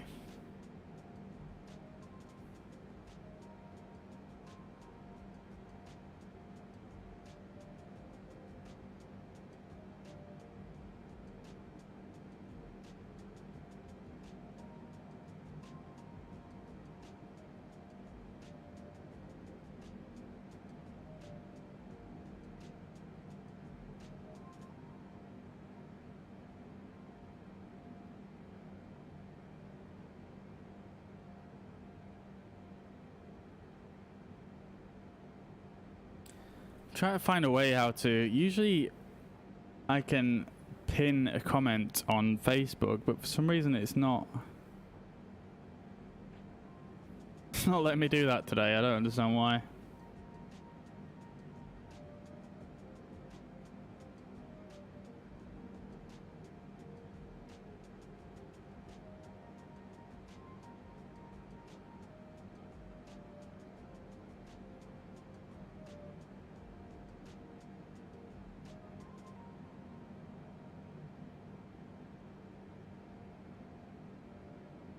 hope we're all doing good anyway, enjoying the flights, just kicking back, relaxing, and just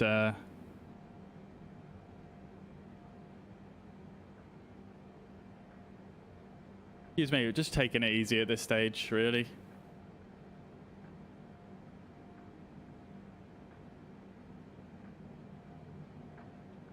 Not got too far to go at all.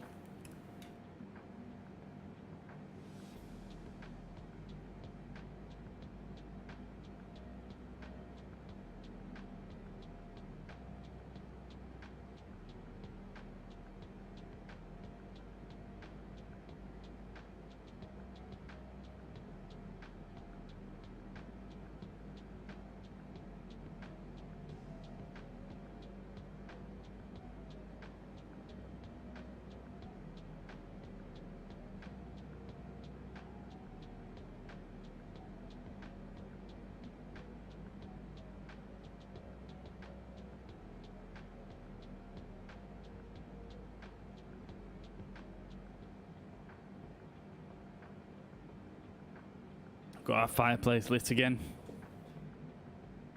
Looking good. Looking good.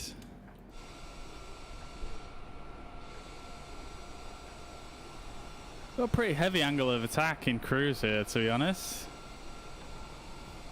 It doesn't look that natural to me.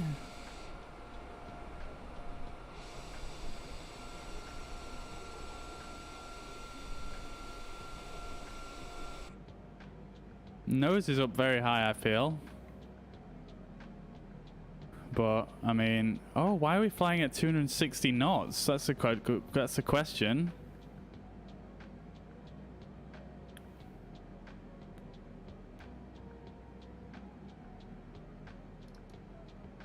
Is that what is dialed in?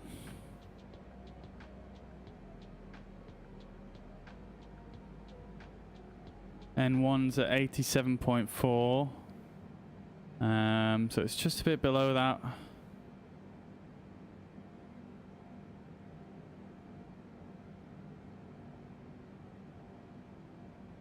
Can't actually see what cruise speed is dialed in on this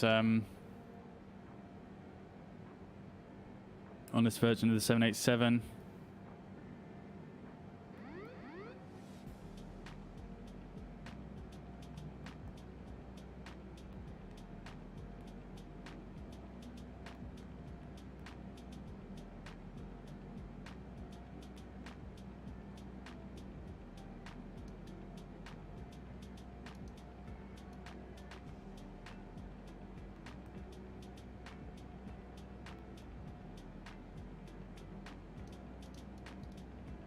Yeah, it's kind of slow, I feel.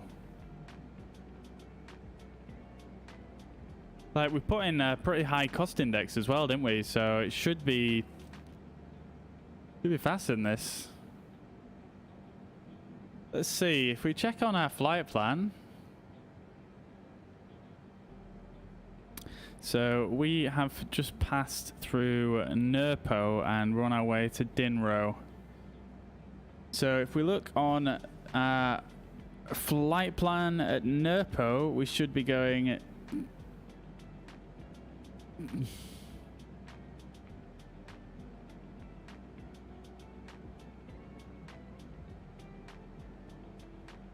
yeah, total airspeed is 480 knots, Mach 0.85.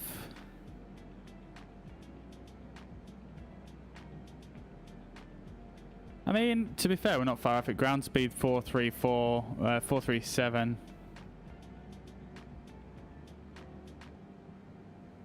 So we're maybe a little bit slow, but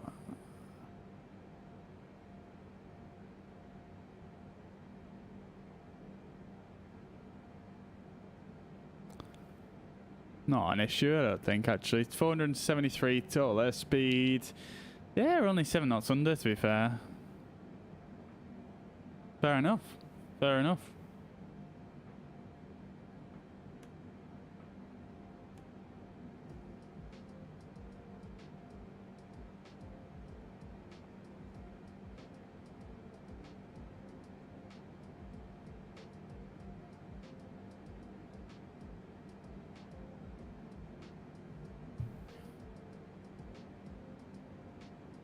Got our fire lit again.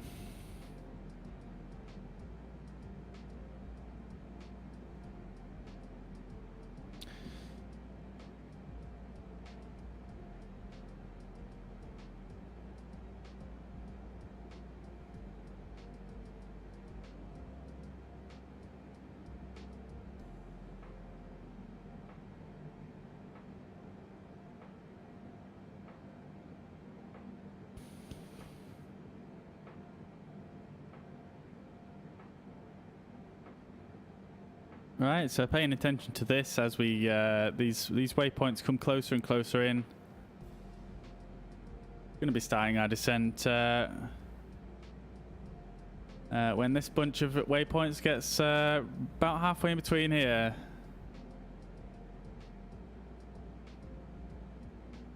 To be honest, I want to see if I can see that 458. I can't really see it.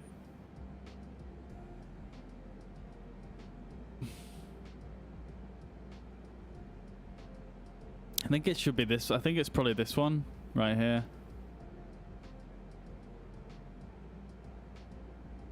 This is before 460 and I can see 460 there.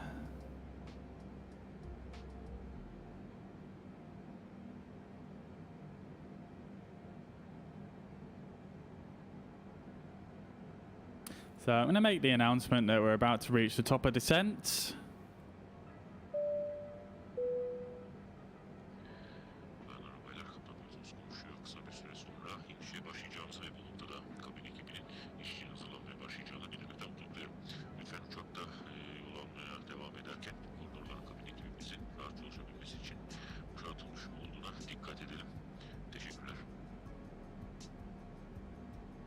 Ooh, excuse me.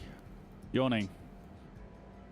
Okay, so I'm actually going to start a descent just a tiny bit early because I know there is a bit of a bug at the moment with regards to the autopilot and descending and slowing down. So I'm going to just trigger that a bit earlier. And we're going to put on flight level change. And I'm going to bring the speed down to... I'm going to keep it where we're at currently for the time being. And then I'm gonna bring it down a little bit as we get a little bit further down.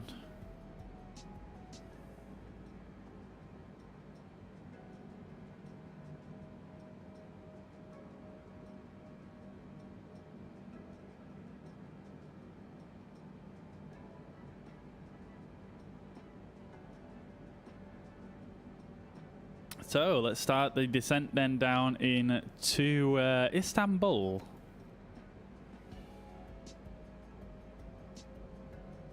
%99 satisfied over on the passenger side. Absolutely brilliant. We've just got to get a nice landing now and we are set.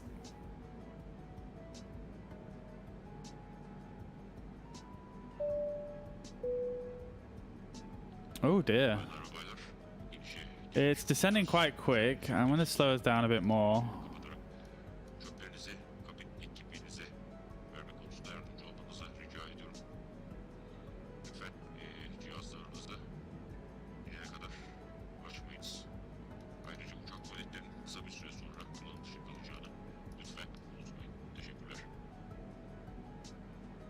Right, so I put it to 250 knots, and it seems to be making not a great attempt to slow down, so I'm gonna...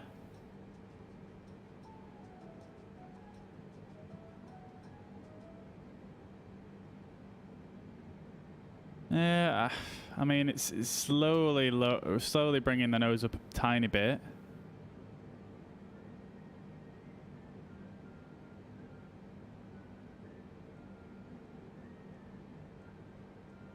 Yeah, it's shallowing out a little bit, but it's really, it's kind of speeding up, isn't it? So I'm just going to bring the speed brakes out.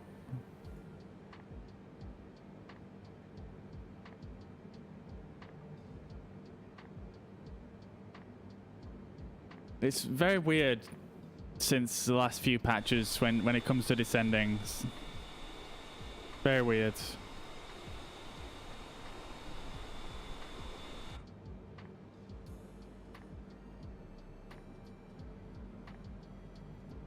See the speed brakes out the windows here.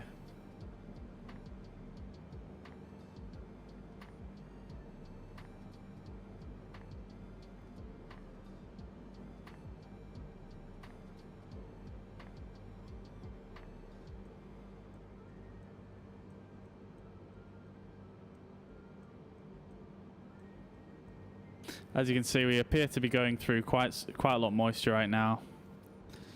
And we're descending like crazy, so I'm going to just take the speed brakes. Put them back in. That should shallow out our rate of descent. Yes, it is. But it is increasing our speed. For some reason, it just doesn't want to slow down at all. I'm going to bring the speed down even further here. It's very strange, to be honest, why it does this since the recent updates.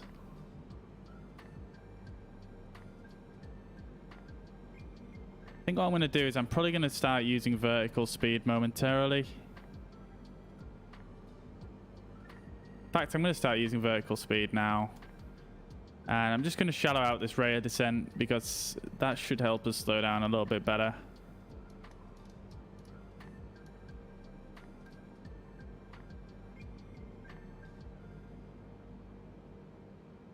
There we go, that's a bit better. We're slowly burning off that speed.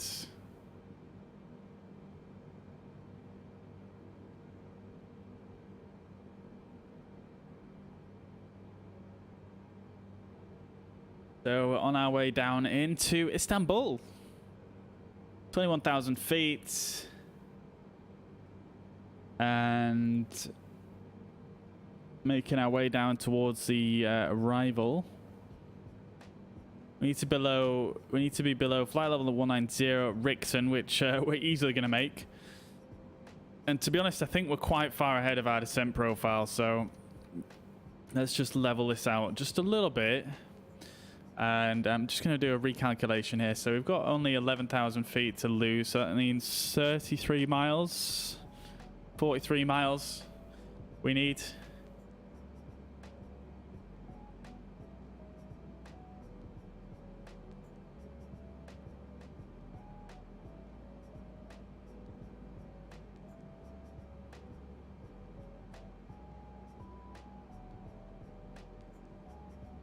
So 43 miles, yeah.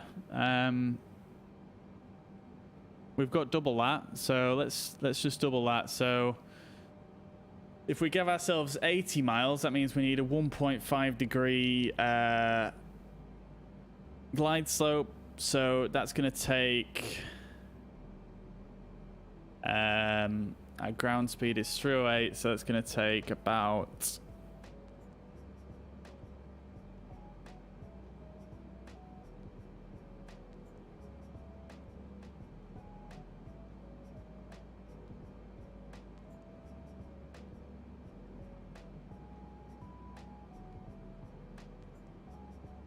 about 1,500 feet per minute, I think. If my maths is correct, that should give us a 1 degree glide path, I think.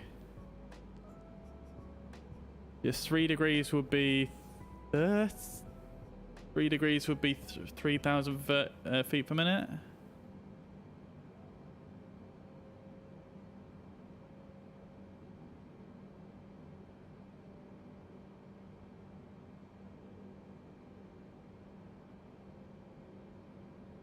We'll see what happens anyway.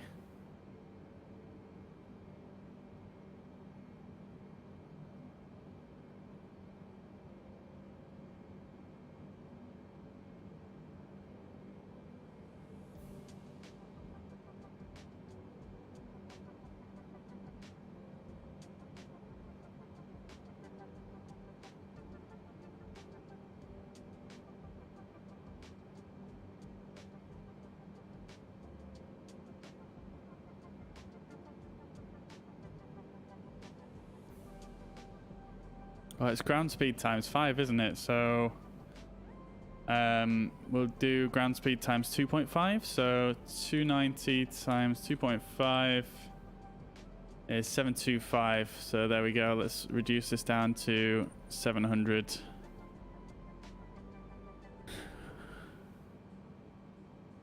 That should get us to Rixon at 10,000 feet.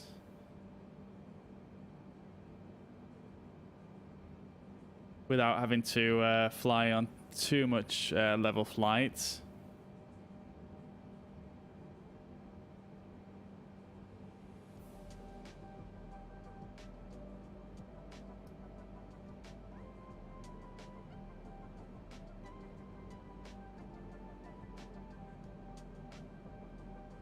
Actually, we're going to have quite a lot of level flight here because we're quite far ahead. We're a lot further ahead than I thought we were, so... Oh, look at this out the window, though.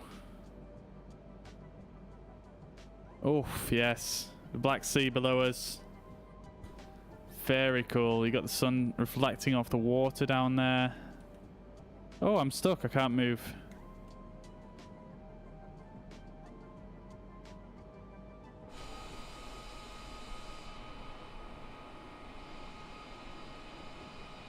Very nice. Very nice indeed.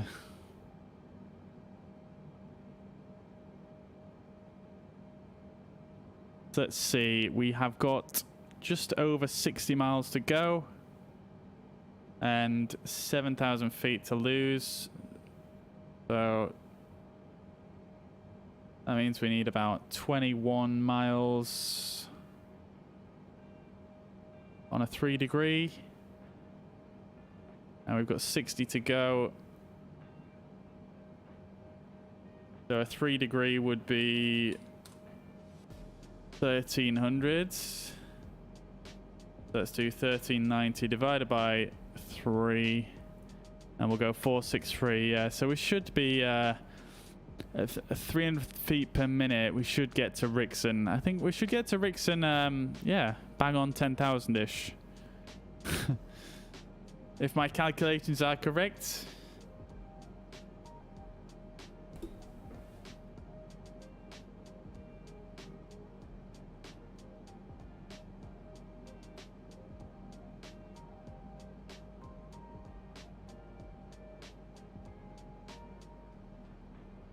I'm still here. I'm just putting my jumper on.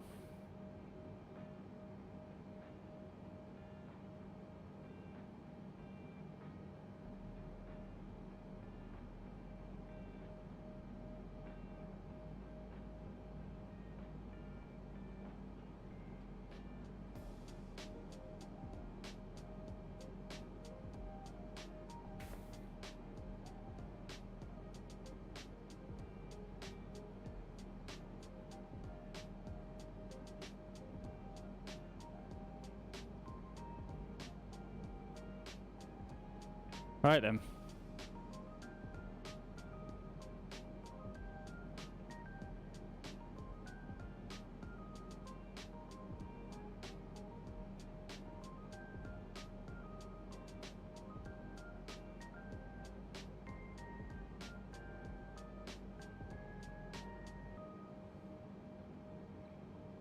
Right then, looking absolutely beautiful, this view. This is the Black Sea below us here, right here, guys. Pretty cool, man. Pretty cool. Got a little tailwind.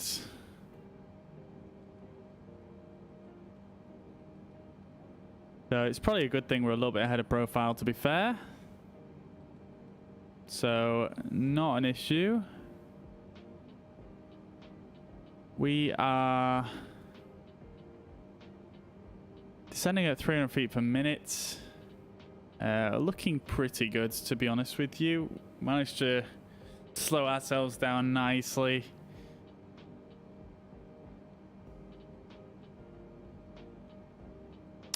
Because this thing seems to be impossible to slow down since one of the most recent patches.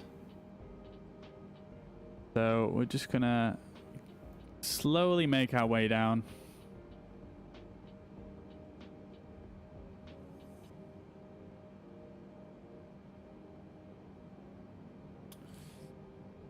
Samuel, thank you for liking the stream. Much appreciated. Thank you very much.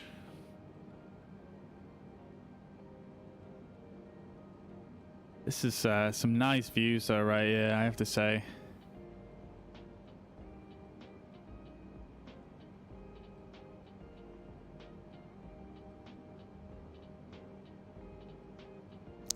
Got these big Dreamliner windows here, biggest window out of any airliner.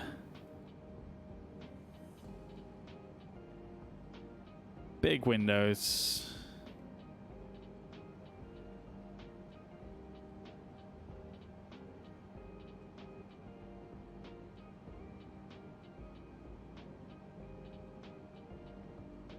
It's just a bit weird that you can see the beacon light through the wall. I know they fixed that in the A320 mod.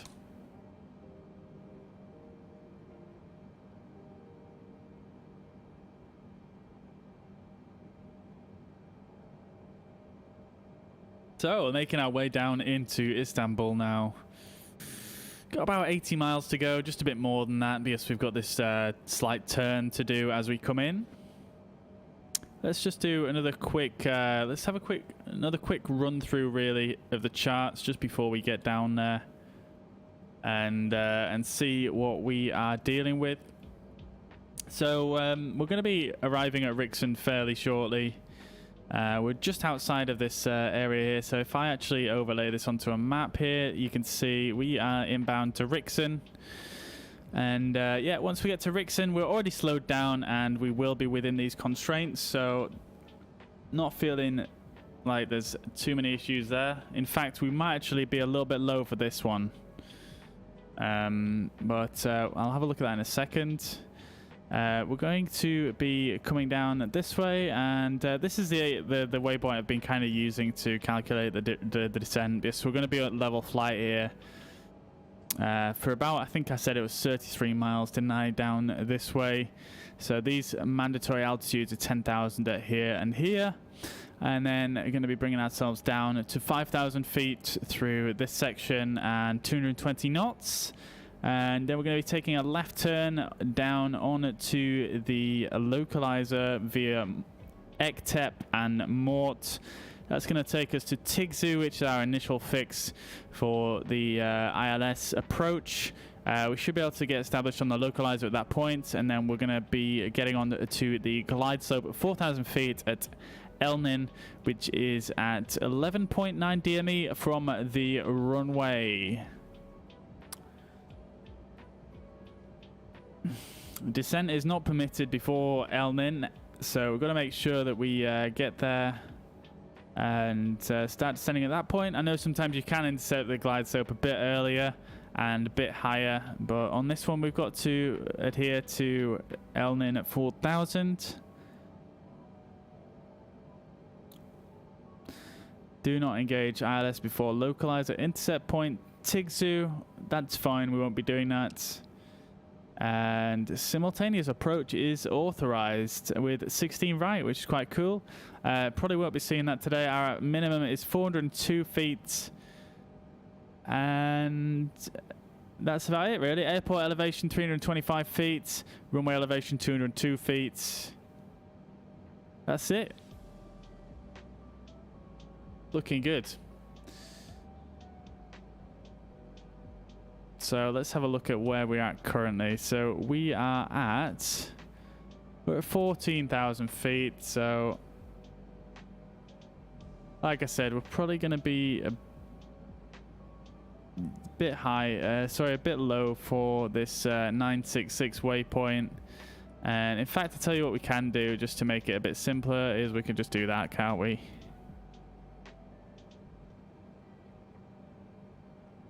And that'll be fine. Schlegelmilch, sorry.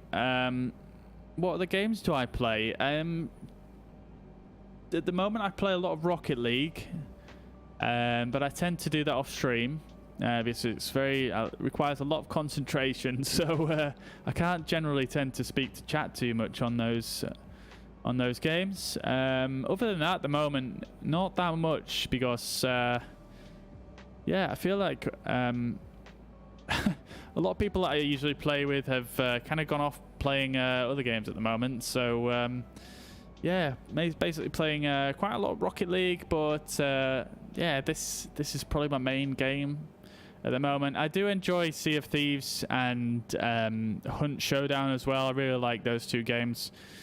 But again, they're a bit more team oriented, so it's just a case of getting people online. Same with Among Us as well. We've played a decent amount of Among Us recently. And then let's see, what else have we played recently? I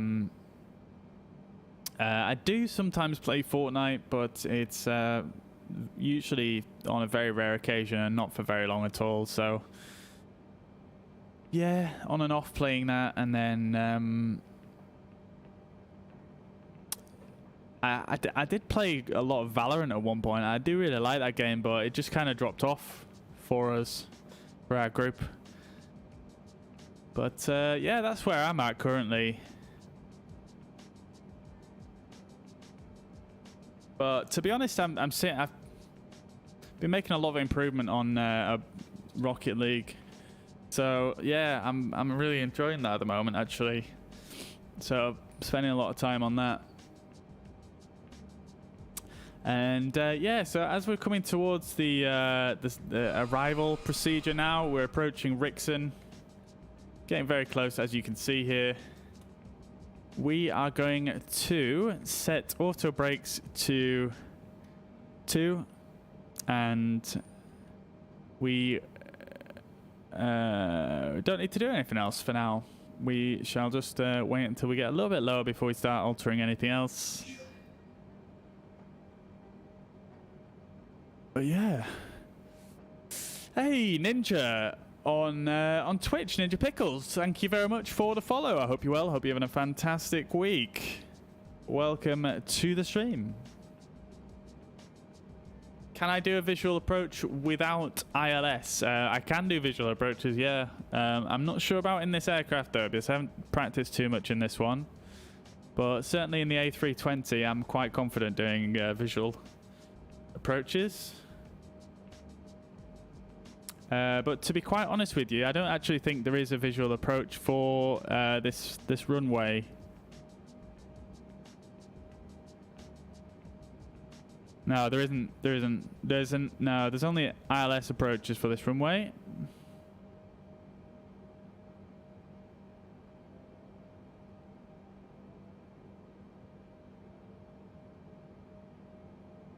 And you have just reminded me that I haven't actually set up my arrival yet, so we'll put in our ILS 17 left Yankee.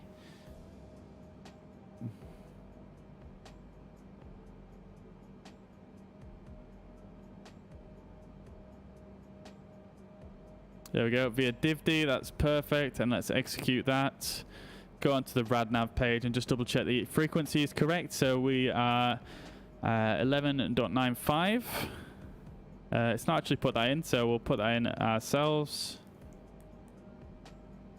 There we go, and that's perfect. Okie dokie, so we're approaching Vixen now, Rixon, sorry, and then we will continue our descent. Faisal, hello, welcome to the stream. I hope you're doing well. Thank you for liking as well, liking the post. Hope you're having a fantastic week. Yeah, in terms of visual approaches, I do really enjoy doing them. But there isn't one for this runway. And on top of that, like I said, the Boeing 787 in Microsoft Flight Simulator, it's a bit unpredictable, to be honest. So I'm not sure I trust myself to do to do a visual in it.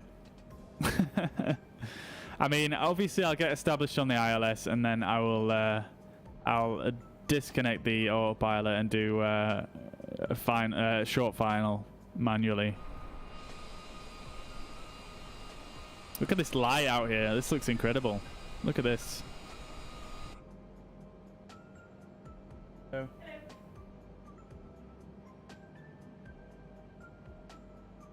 Host.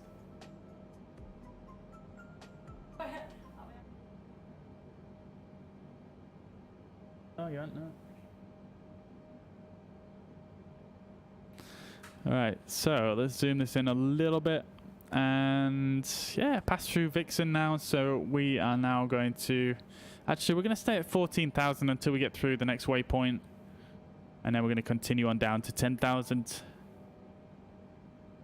How is the icing effect on the aircraft in this sim? I mean, I'm generally pretty good at putting the anti-ice on, so I've not really felt too much of an impact from it, really, in my experience. But it does exist. It does certainly exist in the game, but yeah. I generally put my anti-ice on, so I don't really... There was... I did do a flight... I think it was last week, actually, where I was just messing about on my own offline. And I was trying to find an area where there'd been a lot of snow. And there was just loads of low cloud everywhere. It was very cold. I was in like a little tiny plane. And I actually forgot to put the anti-ice on. And it started just basically... After I got to a certain altitude, it just started dropping out the sky. Which was quite an interesting experience.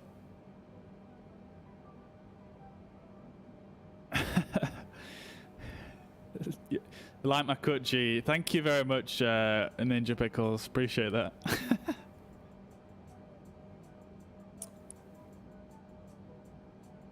Thank you, dude.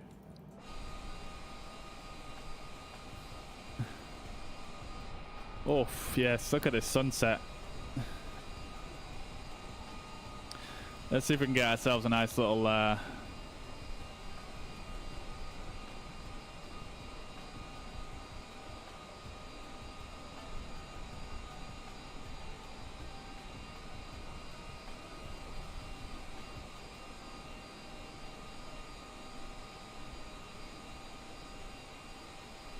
Maybe there was a stall. Yeah, I'm pretty sure it did stall. Yeah, I'm pretty sure it did.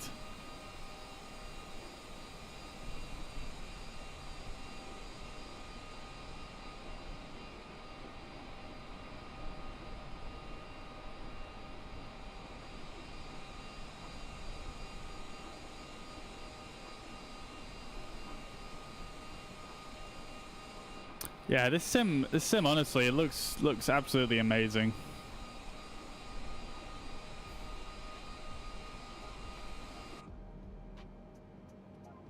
Right, so we're through 966 now, so let's continue our descent on down to 10,000 feet. We'll activate flight level change.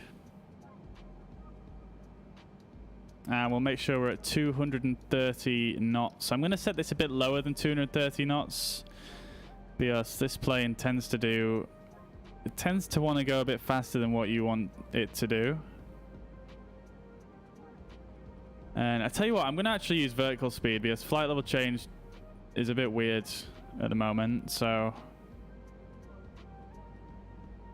I use vertical speed. We'll use minus 1,800 feet per minute and 220 knots.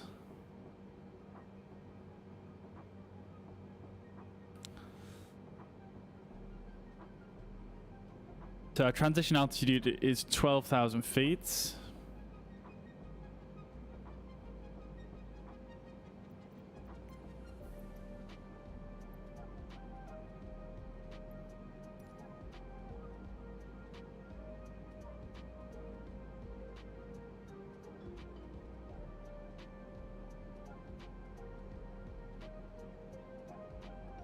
See what I mean? I've dialed in 220, but it's still going 230.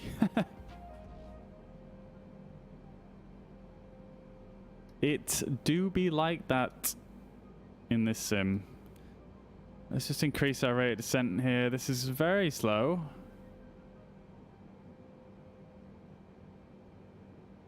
And I'm going to put the speed brakes out to just see if we can increase this rate of descent a bit.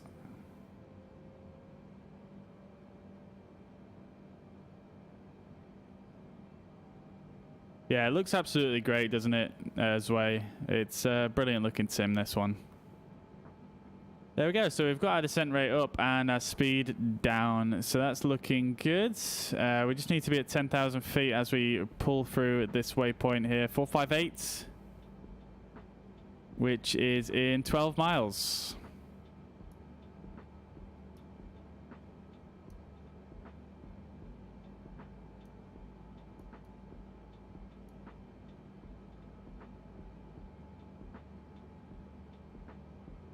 Which we should make quite easily now. I'm just going to put the speed brakes back to the neutral position.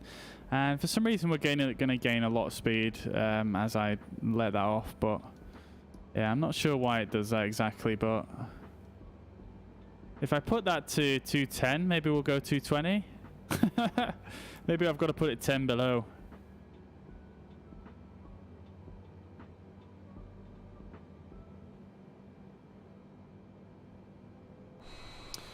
Wow. Look at the sky.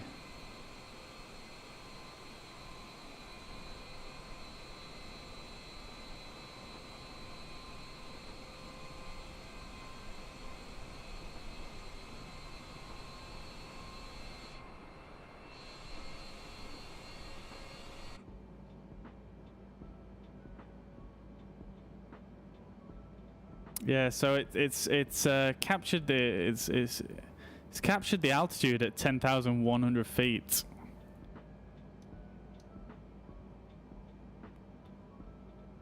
Seems to like doing this, just being a few hundred feet above where you want to be. So I'm just gonna set that a bit lower, and yeah, it should be good.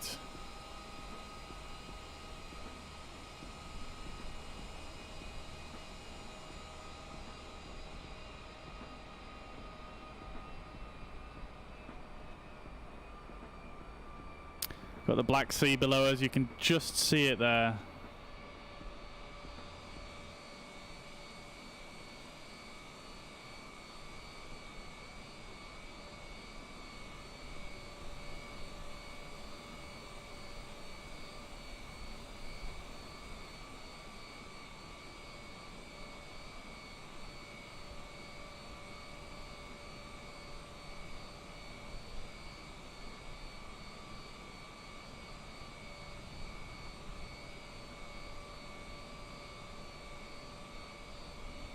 Looking pretty cool with the sun just peeking through the clouds there.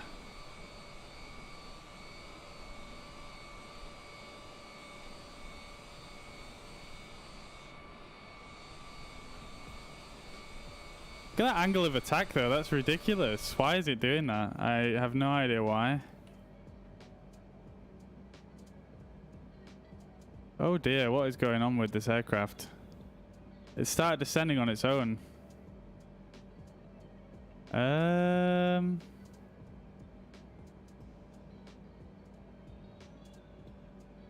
Why does it start doing that?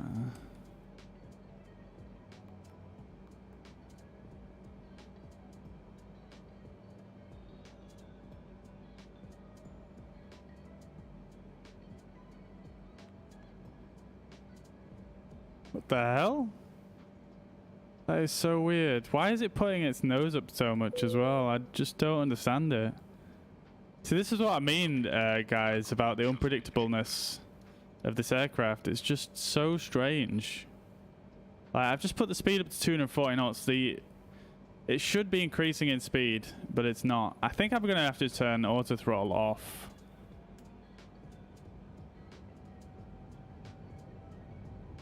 Okay.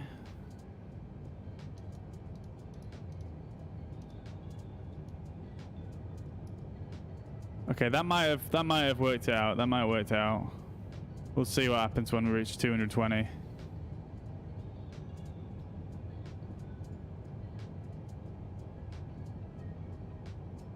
Whereabouts are we in the world? We are currently flying over the Black Sea, just on our approach to Turkey, Istanbul. Istanbul, Turkey, should I say. There's the Black Sea below us right here.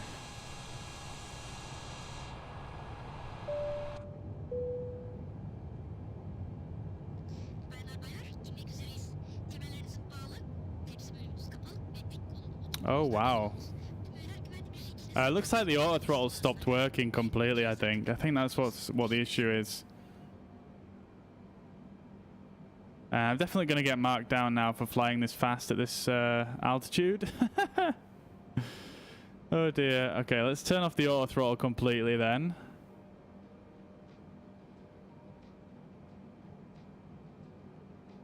And I'm going to pull out the speed brakes. Get us slowed down. It's kind of going crazy fast at the moment.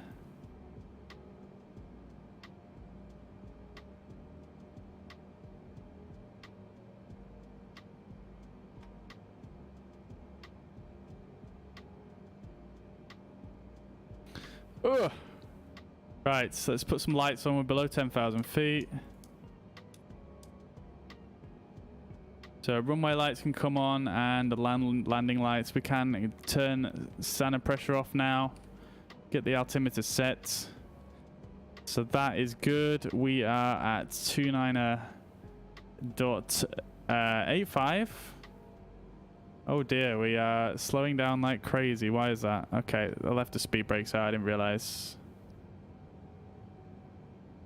Okay, so this is the fun of flying the 787. It behaves very strangely at the moment. You can't really rely on all aspects of it.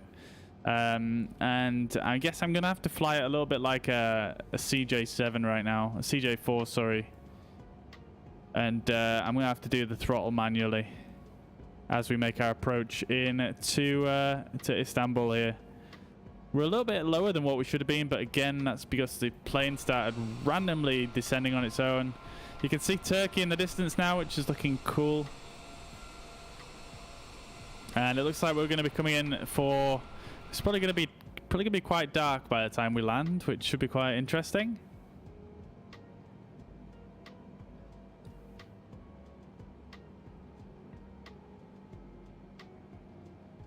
So I'm just trying to control the throttle at the moment and control our speeds without losing too much speed, because this thing seems to either want to go ridiculously fast or fall out the sky.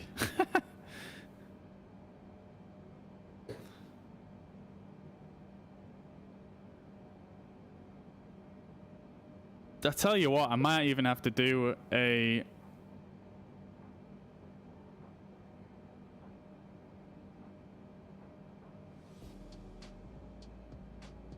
I might have to do a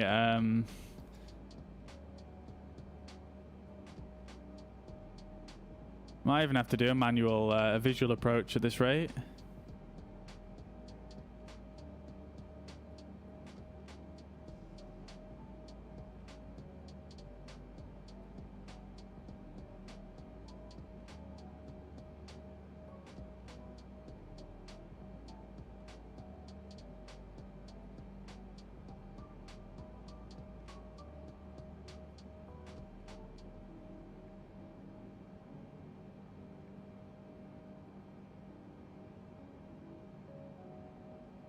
Right, so we're stabilized on speed just about.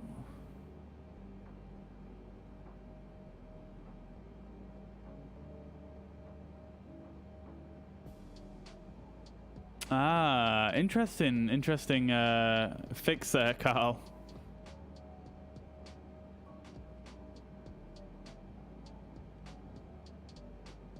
Yeah, that's interesting fix. I'm not going to do that right now though, because we're running self-loading cargo, and if I pitch down the nose like really heavy, we're gonna lose our good score here. So I'm just gonna do it manually. It's not an issue. I've done a lot of flying with the CJ4, so I'm pretty used to doing the manual throttle.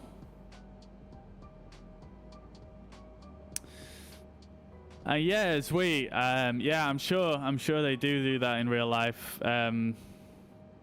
However, unfortunately, I don't have the luxury of being able to touch an actual speed brake right now. As you can see, if I bring up my hand cam here, you can actually see what I'm looking at. I don't have a speed brake, so hopefully when I've got a throttle on its way, an actual throttle quadrant. So once I've got that, I should be able to put my speed brake on this little slider here. So that'll be nice.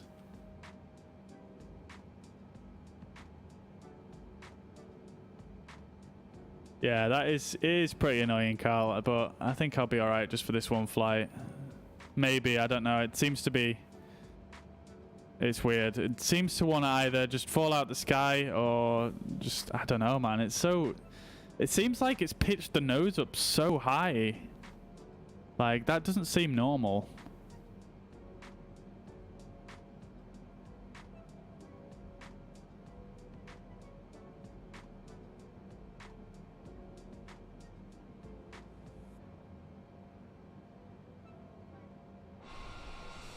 Alright, look at that. Look at that angle of attack.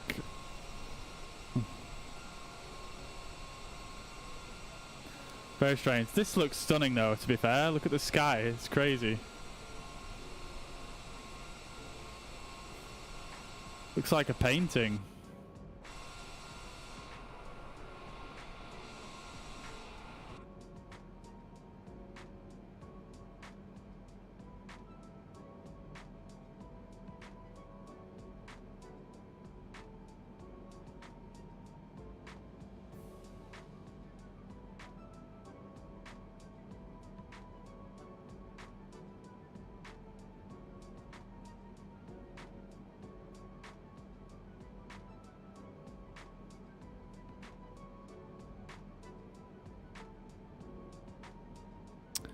I can't actually see, there's no like speed mode, is there?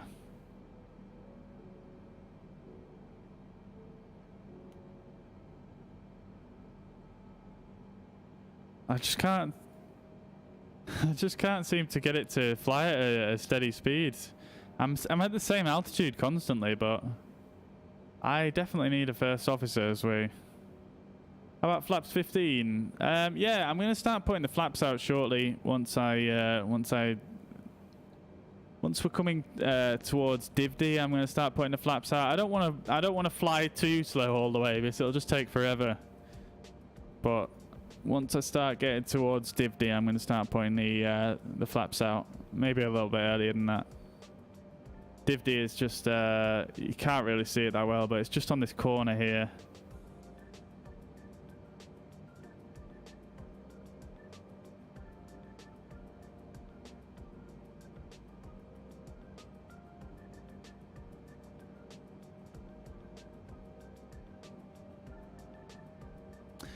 Yeah, I hope this plane gets some love in the next update because it's, I mean, it's a premium deluxe plane and it's probably one of the worst handling aircraft in the whole game. But then again, having said that, there was some very wonky autopilot updates in the last patch, so I assume it's all connected.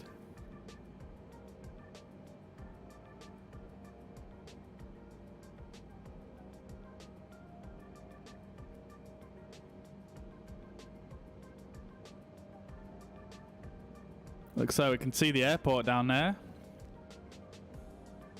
I believe that is the airport.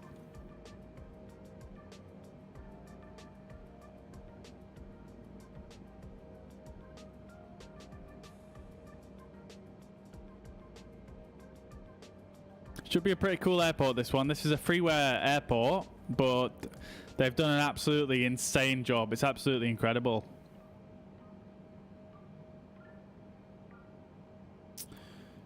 Right, so let's go flaps 1.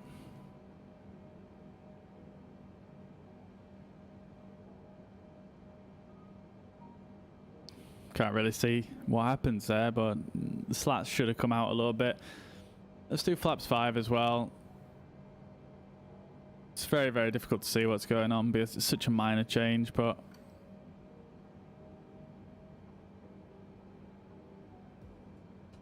seems to be falling out the sky again.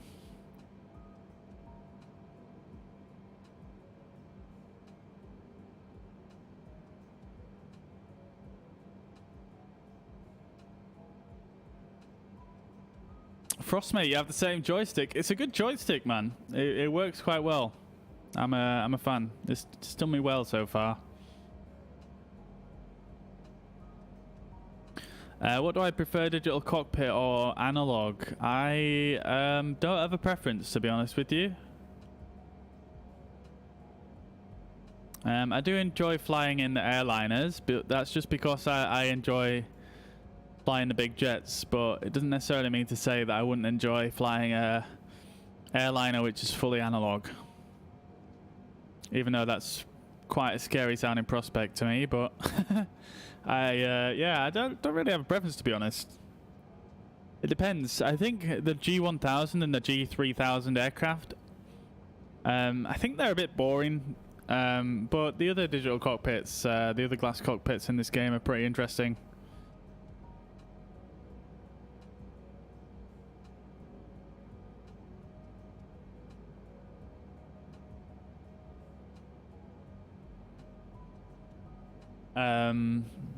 Yeah, and the steam gauge stuff as well is you know, it's always good fun.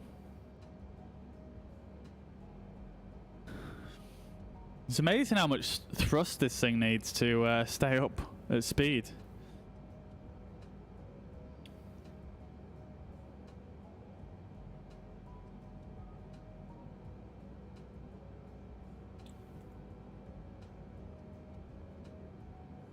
Right, let's just check real quick. Approach speeds. So we've got a approach speed of 153 here. So I'm going to actually put 148 down as our VREF. And I'm going to aim for that. To be quite honest, because this thing again, like I say, it's just a bit weird how it handles at the moment. So. Right, let's descend down to 5,500. Sorry, 5,000 feet. Is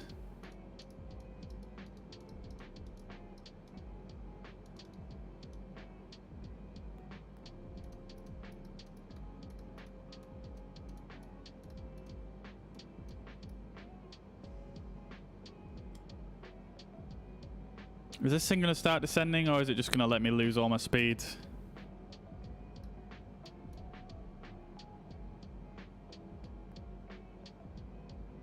Come on, dude. Don't do this to me. Right, there we go.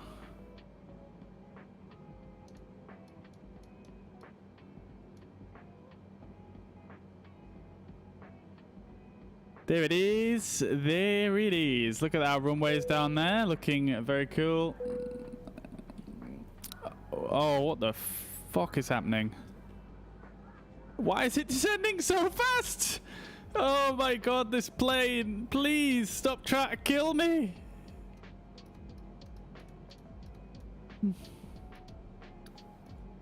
I don't know if you guys heard the cries from the from the passengers there. Holy crap. Jesus Christ. This plane, please.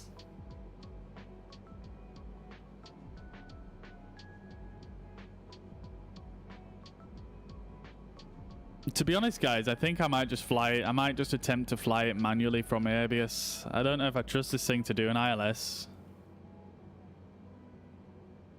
I'm just going to fly it manually.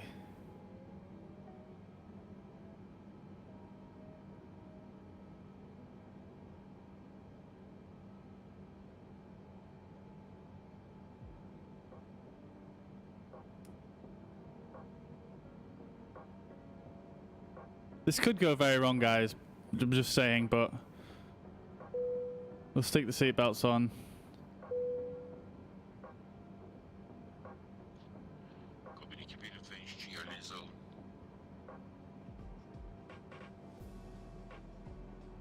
But it's good fun. I do enjoy a bit of manual flying.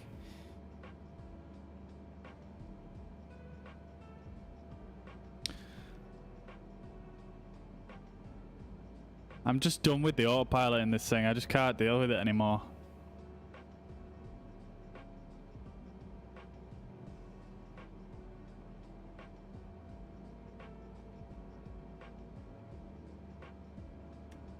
So I'm going to go for flaps 10.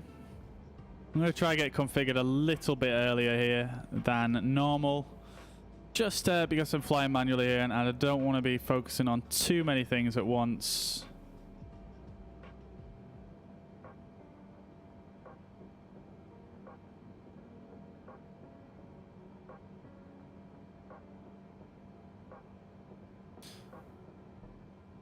I'm just going to pause the Spotify as well so I can hear the engines a bit better.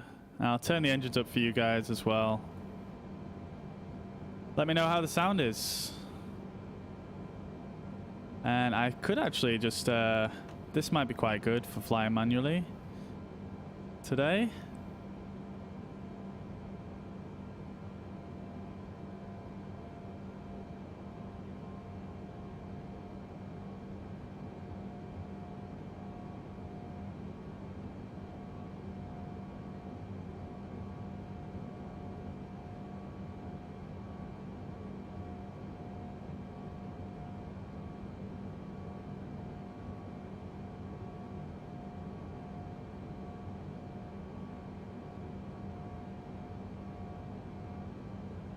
Wait.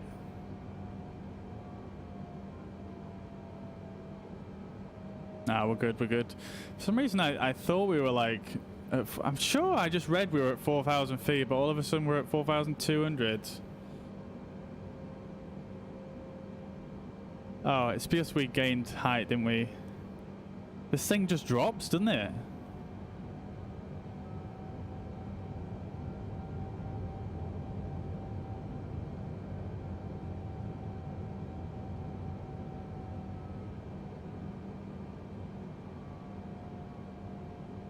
Right, so 17 left, so we're on the sort of middle left runway.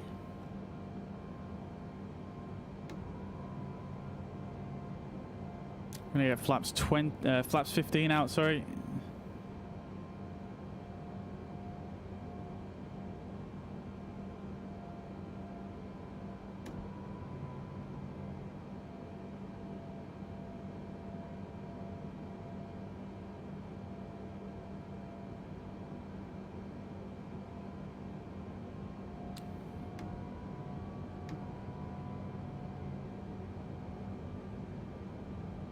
We're going pretty slow right now, but I'm really not used to how much throttle I need to keep feathering in and out for this thing. Flaps 25.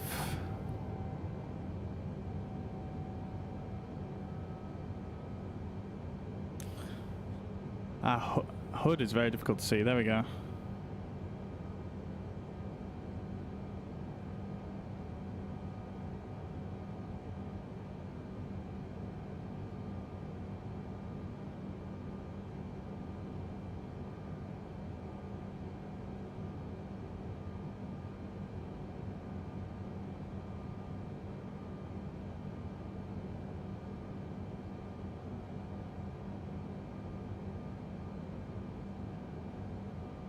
Right, okay.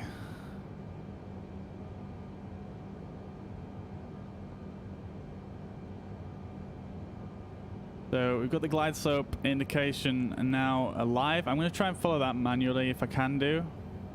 I am a little bit lower than what the charts dictate at this stage, but we should be okay. The glide slope is coming alive now. So I'm going to get flaps 30 out. Let's bring the EICAS over to my side so I can see what's going on there.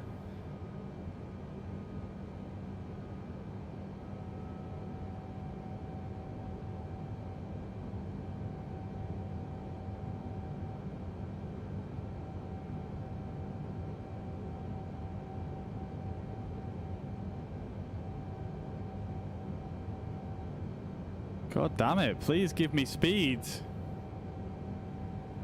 Let's arm the speed brakes. This thing takes so much to speed up. Look at my speed, it's just not moving even though I'm pitching down. There we go.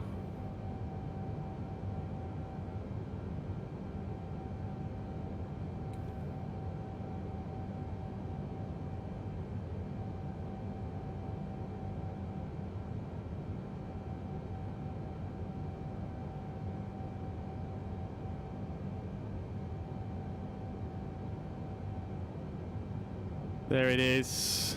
There it is.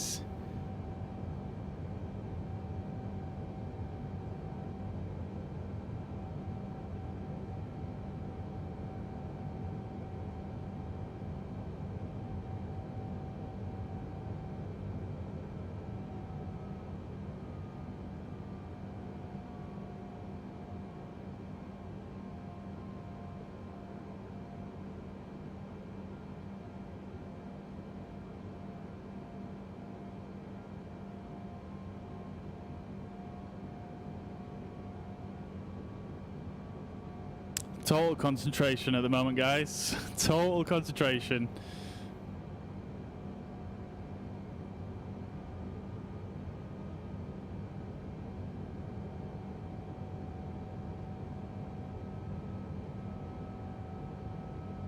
I'm a tiny bit high, but we're looking good. I'm a little bit off center line. but that could be rectified.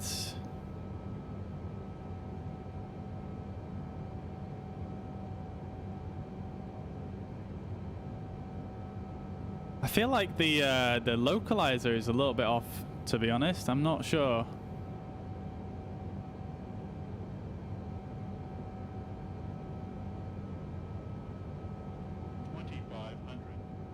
$2,500 call out. Radio altimeter alive.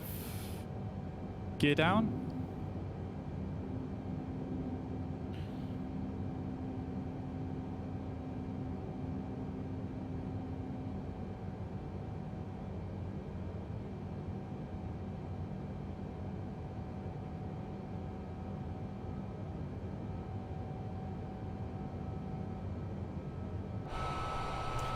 Let's just see. Is that localizer? Yeah, the localizer is correct. It's just me being silly.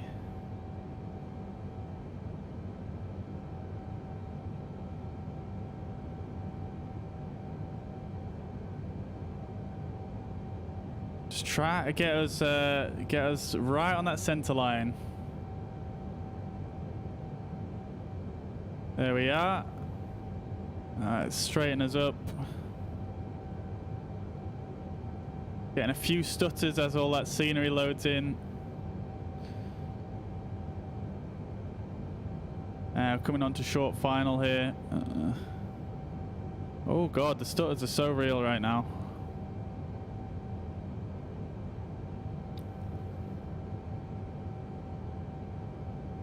I can't keep a constant rate of descent in this thing. It's a toughie. It's a toughie.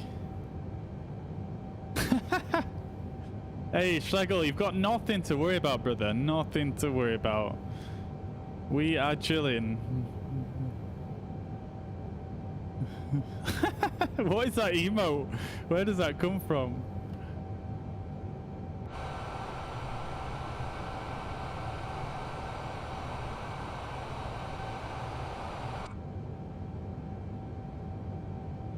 I can't even see the pappies. Apparently we've got 2 pappies, 2 whites, 2 reds, so good. On height.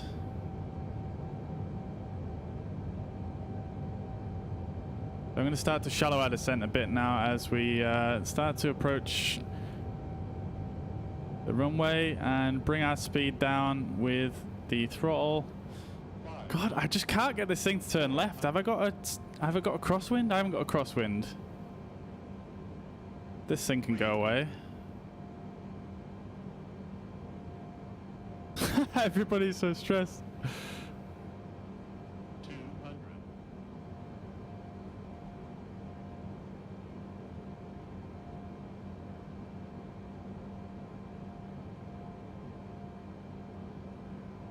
100. We're going to be a little bit off center line here, but we're good. 50,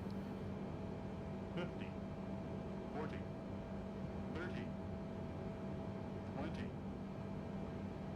10.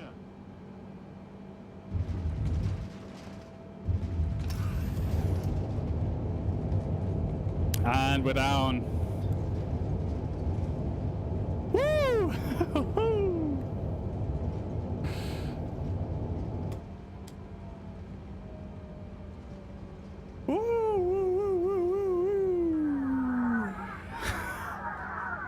Okay, passengers, come on now, what the heck?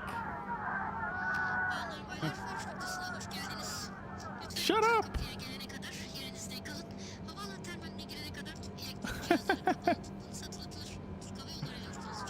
What? Passengers, it says not on taxiway. I think it's because I think we can write off self-loading cargo now. I think that is a goner. It's because I think this is a custom airport, so it doesn't recognize where the runway is. That must be it. Okie dokie. So we got there. That was not a bad landing, actually. I think I managed to get there in the end. I feel like on that descent, though, like you guys probably noticed, like I was constantly trying to turn left to get on the center line, and I just couldn't get on it. And as you can see here, we don't we have a tailwind, but we don't have a crosswind, so we don't have anything blowing us to the side. So I'm not quite sure what was being so awkward there.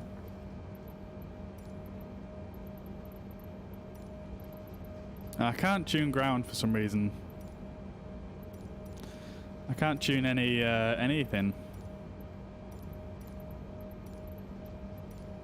Oh well, let's just use the. I'll just use the charts to navigate and take us to the gates.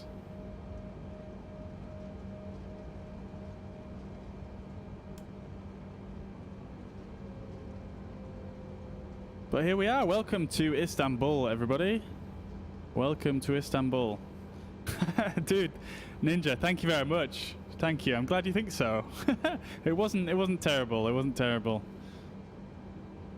Okay, so we're off the runway now. Let's just clean ourselves up. The plane, I mean. So we'll bring all the flaps up. Landing lights can come off. Strobe lights can come off as well. Which one is that one? It's that one. There we go. And that's that cleaned up. We can turn on the APU as well.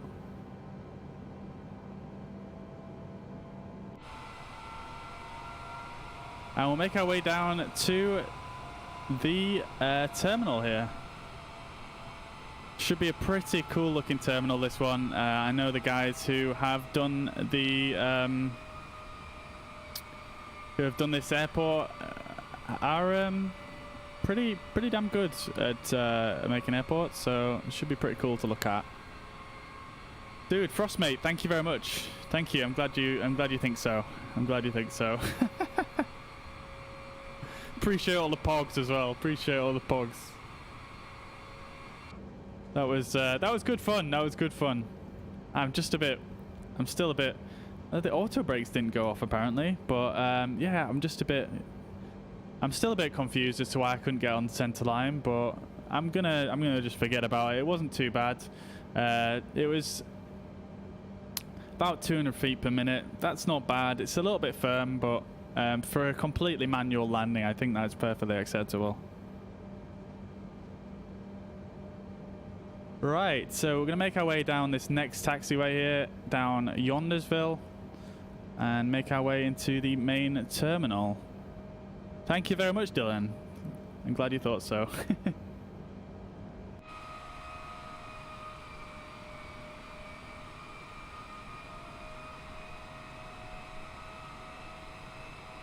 Oh god, this thing has got the widest turning circle. Please turn.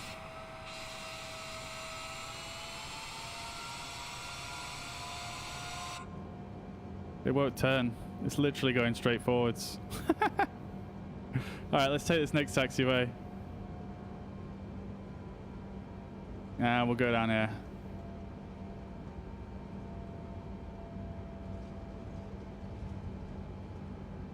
Beautiful, beautiful, beautiful. Okay, there we go. There we go. Lots of aircraft parked here. Very, very cool. Look at the night lighting here as well. That's very nicely done. Very, very nicely done.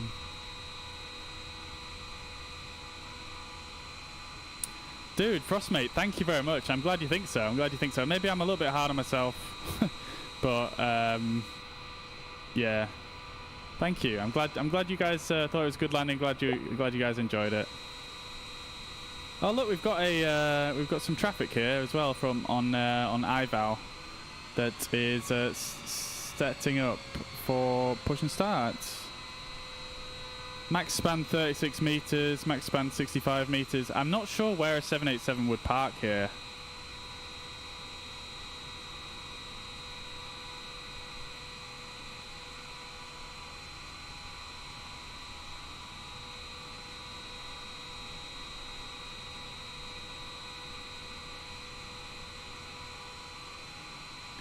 Try to see a spot that's going to work for me. I think we continue on to the next area, and we park down there because I don't really want to do a big ass turnaround.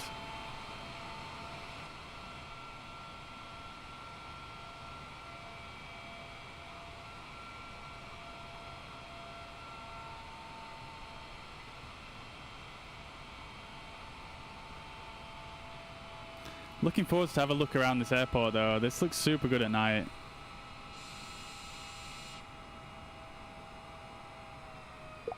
We've even got on the buses down there.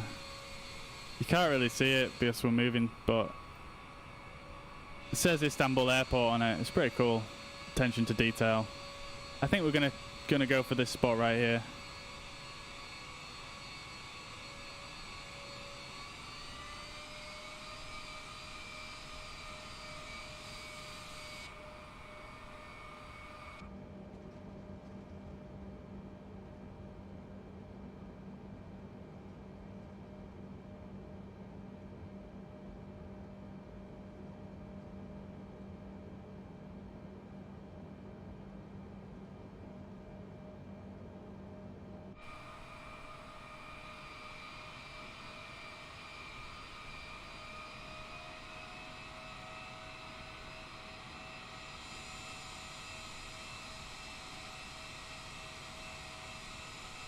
We'll go in the one next to it. This guy's definitely parked in the heavy spot. This is definitely a heavy spot right here, these two. But we'll just go for this one. This one's fine.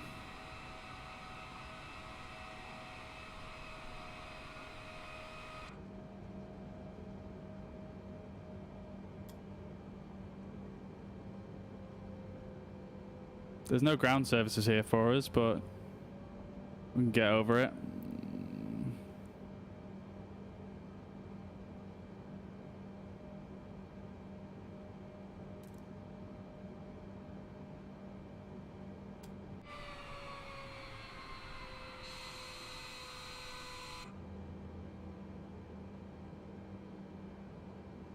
Right then, let's park there. Let's see what our parking's like.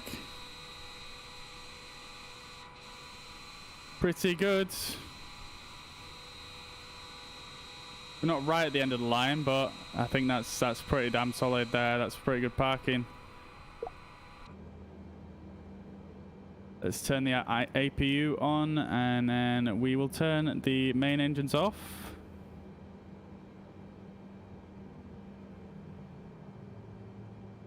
And there we have it, guys. I'm afraid that self-loading cargo messed up. Like, it's a bit of a shame that all messed up, because that's always fun, but obviously it doesn't seem to recognize the runways at this airport as a you know, as an actual runway. So so yeah, that's a bit of a shame, but never mind. Let's have a look at this airport then. Look at this. Look at the detail. This is looking pretty damn cool, if I don't say so myself. Let me just reset this. Let's see, can we contact ground? No, we still can't contact ground. Thank you very much, right, a value typewriter. Yeah, it's not too bad parking, actually, I don't think. Yeah, not too bad, considering I don't really fly the 787 too much. Where's the camera? There we go. Okay, reset. Right, let's have a look around, guys. So this should be pretty cool, this airport, to be honest. We've got a custom tower over there. We've got obviously Turkish cargo, custom buildings here, custom hangars. This tower looks amazing. Shall I go have a look at that tower first? Let's go have a look at the tower. And this is what I was trying to show you on the way past as well. You've got the Istanbul airport custom bus right here. Like, that's so cool. Let's see. So we've got some apron parking over here. I think they're autogen buildings. A couple of runways over here. This is all a cargo terminal. So you've got obviously Turkish cargo. And look at these buildings though. These buildings are like really well done actually. Like, look at the how high resolution the textures are. Like, that's so well done. Like, as well on here. Like, so nicely done for a free airport. And even here you've got like this lit logo sign here. I guess this is like a GA type area maybe. But look at all this. Like, this is absolutely insane. Like, the level of detail here is just next level. It's actually far better than some of the payware airports that I've seen. Like, looking at the all these custom buildings with the logos on and everything. That's absolutely kind of ridiculous. You've got the UPS, all the cargo spots, DHL. Yeah, pretty well done. Let's go have a look at these Turkish ones over here. So we've got Turkish Technic, like a little hangar, not too much inside there. Even got I'm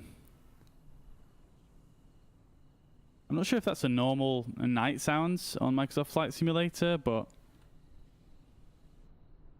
yeah, pretty cool sounding. You've got Turkish Technic building over here as well. Look at this signage right here. 3D modeling galore going on here. This looks like an office. Now let's have a look at this tower real quick. Look at this. That is dope.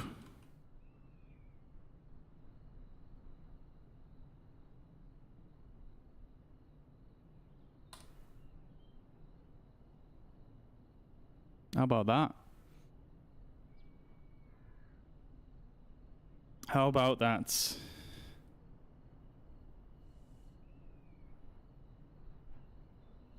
Let's see then. Is there an inside to it? Let's have a look. Sometimes they put insides on these towers. Hang on. The camera's going too fast. Let me just slow the camera down. There we go.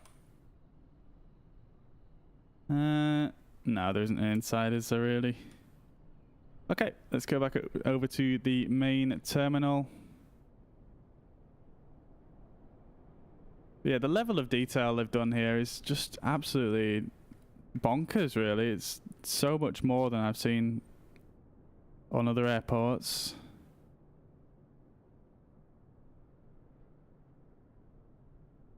Like, look at that building over there. There's so many custom models here. I believe there's actually a mosque here as well that I saw. Yeah, like right there.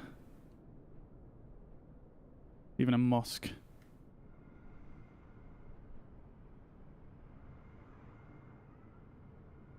Oh, we've got... Interesting. I think one of these... I think this Alaska plane here... I think that is a real person logged in on iVow, because I'm connected to iVow at the moment. I'm just on as a spectator, because it's got a custom 737 model there. I think that's a real person. All right, let's. So we parked over here, as you can see, and let's have a quick look at the terminal, because there's a lot that's been done here. Like, if you see from the outside, this looks like, you know, it's got a lot of detail on the windows, but you actually go inside and it's actually fully modeled in here.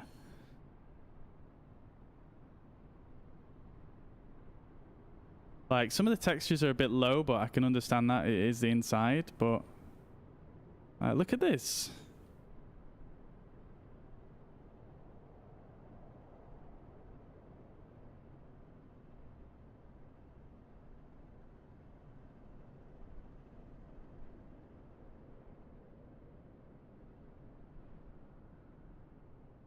Like, you can even look out the windows.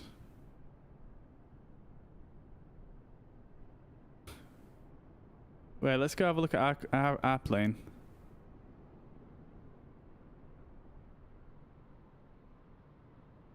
Where were we parked?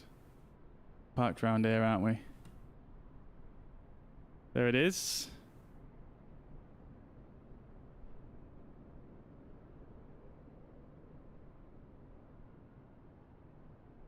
Right, let me show you the main terminal area, because that is impressive. Like, this is pretty damn impressive. But if you run on through down here, look, you've even got escalators and shit going on. Like, what the fuck? That's insane.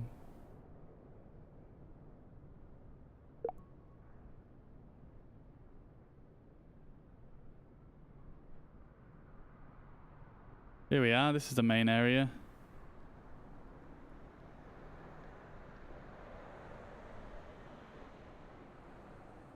Like, look at that. That's just all inside. It's like they didn't need to do this, but they did.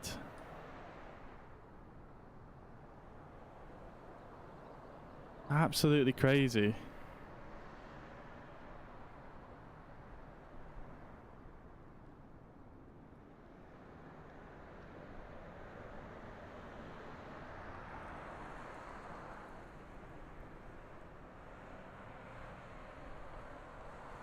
I think they've even put in like custom road sounds down here as well, because this isn't normal. And you've got all this area over here which isn't as detailed, but like they've clearly done a lot of work here. It's just ridiculous, to be honest, for a freeware airport.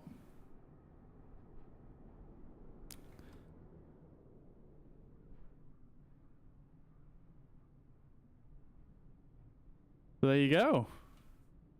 And just so you guys can see it a bit better, I'm just going to ping it to daytime.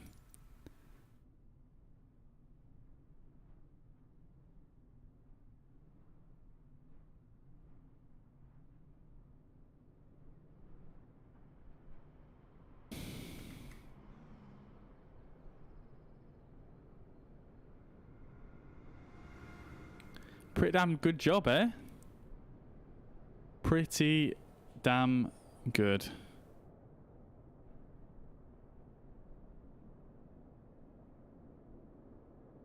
Very, very cool. Right, so we should actually be... Someone wanted us to go fly over a cool city. Now, I don't really have too much time left, but I think... I don't think we're too far away from Istanbul, so we could maybe do that just with the drone camera. What's this here? Oh, we've got a cargo ship. Where is Istanbul? Where is it? Oh, it's just to our south. So it should be...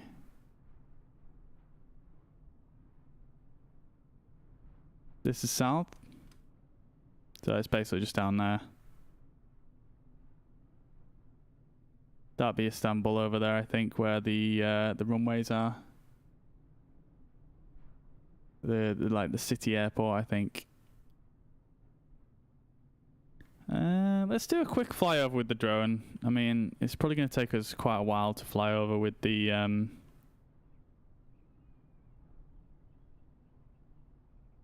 with an actual aircraft. I don't really have too much time left, but we'll do a quick once over. Maybe next time we can do a bit more VFR. But I decided to do like IFR flying this time because last few streams I've done a lot of VFR. So if you're interested in seeing sort of visual flying, low over landscapes and cities, go check out some of my my previous streams.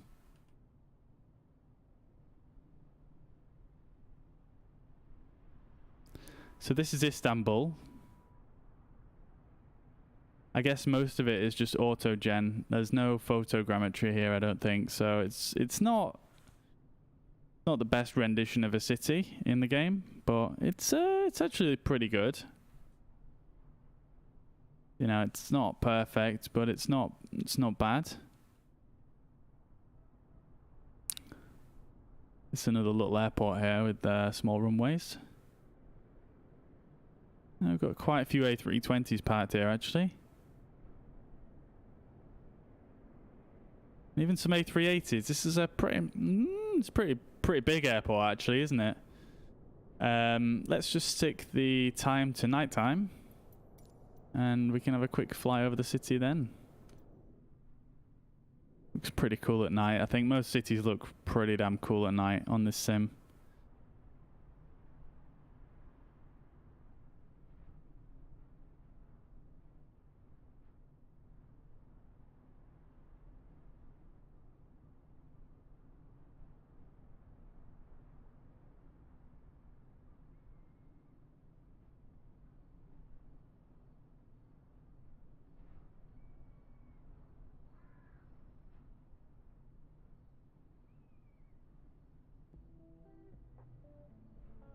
Right then, let's reset here.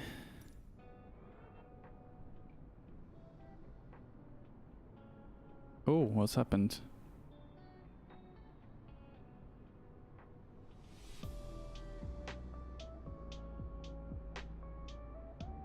Right. Okay then, guys. So that is going to be all from me for today. So I want to thank everybody for tuning in today. Thank everybody for watching and all the support, all the comments. Appreciate it's been nice to bounce off with you guys and chat.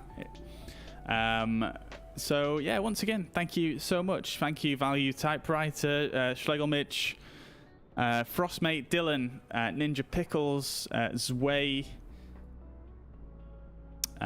Who else have we got here with the support? We've got Carl, Faisal, Samuel, Coco, Jack, Baz, of course, Luran, Shadul, Subhan, and Owen, Sukrit, Bo, and John, Merlin, Brian, and James. All you guys, thank you very much for tuning in. Thank you for the support. I appreciate it all. Thank you very much for following if you followed today, and or for liking the stream or saying hello in the chat. It's been great to speak to you all. So I'll catch you guys in the next one. There may well be a stream.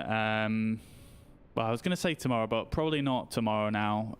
Probably be... Next one will be over the weekend, probably either Saturday or Sunday. So I'll catch you guys then. Keep an eye on my Twitter and on my Facebook for an update. But take it easy for now. I'll catch you in the next one. Peace.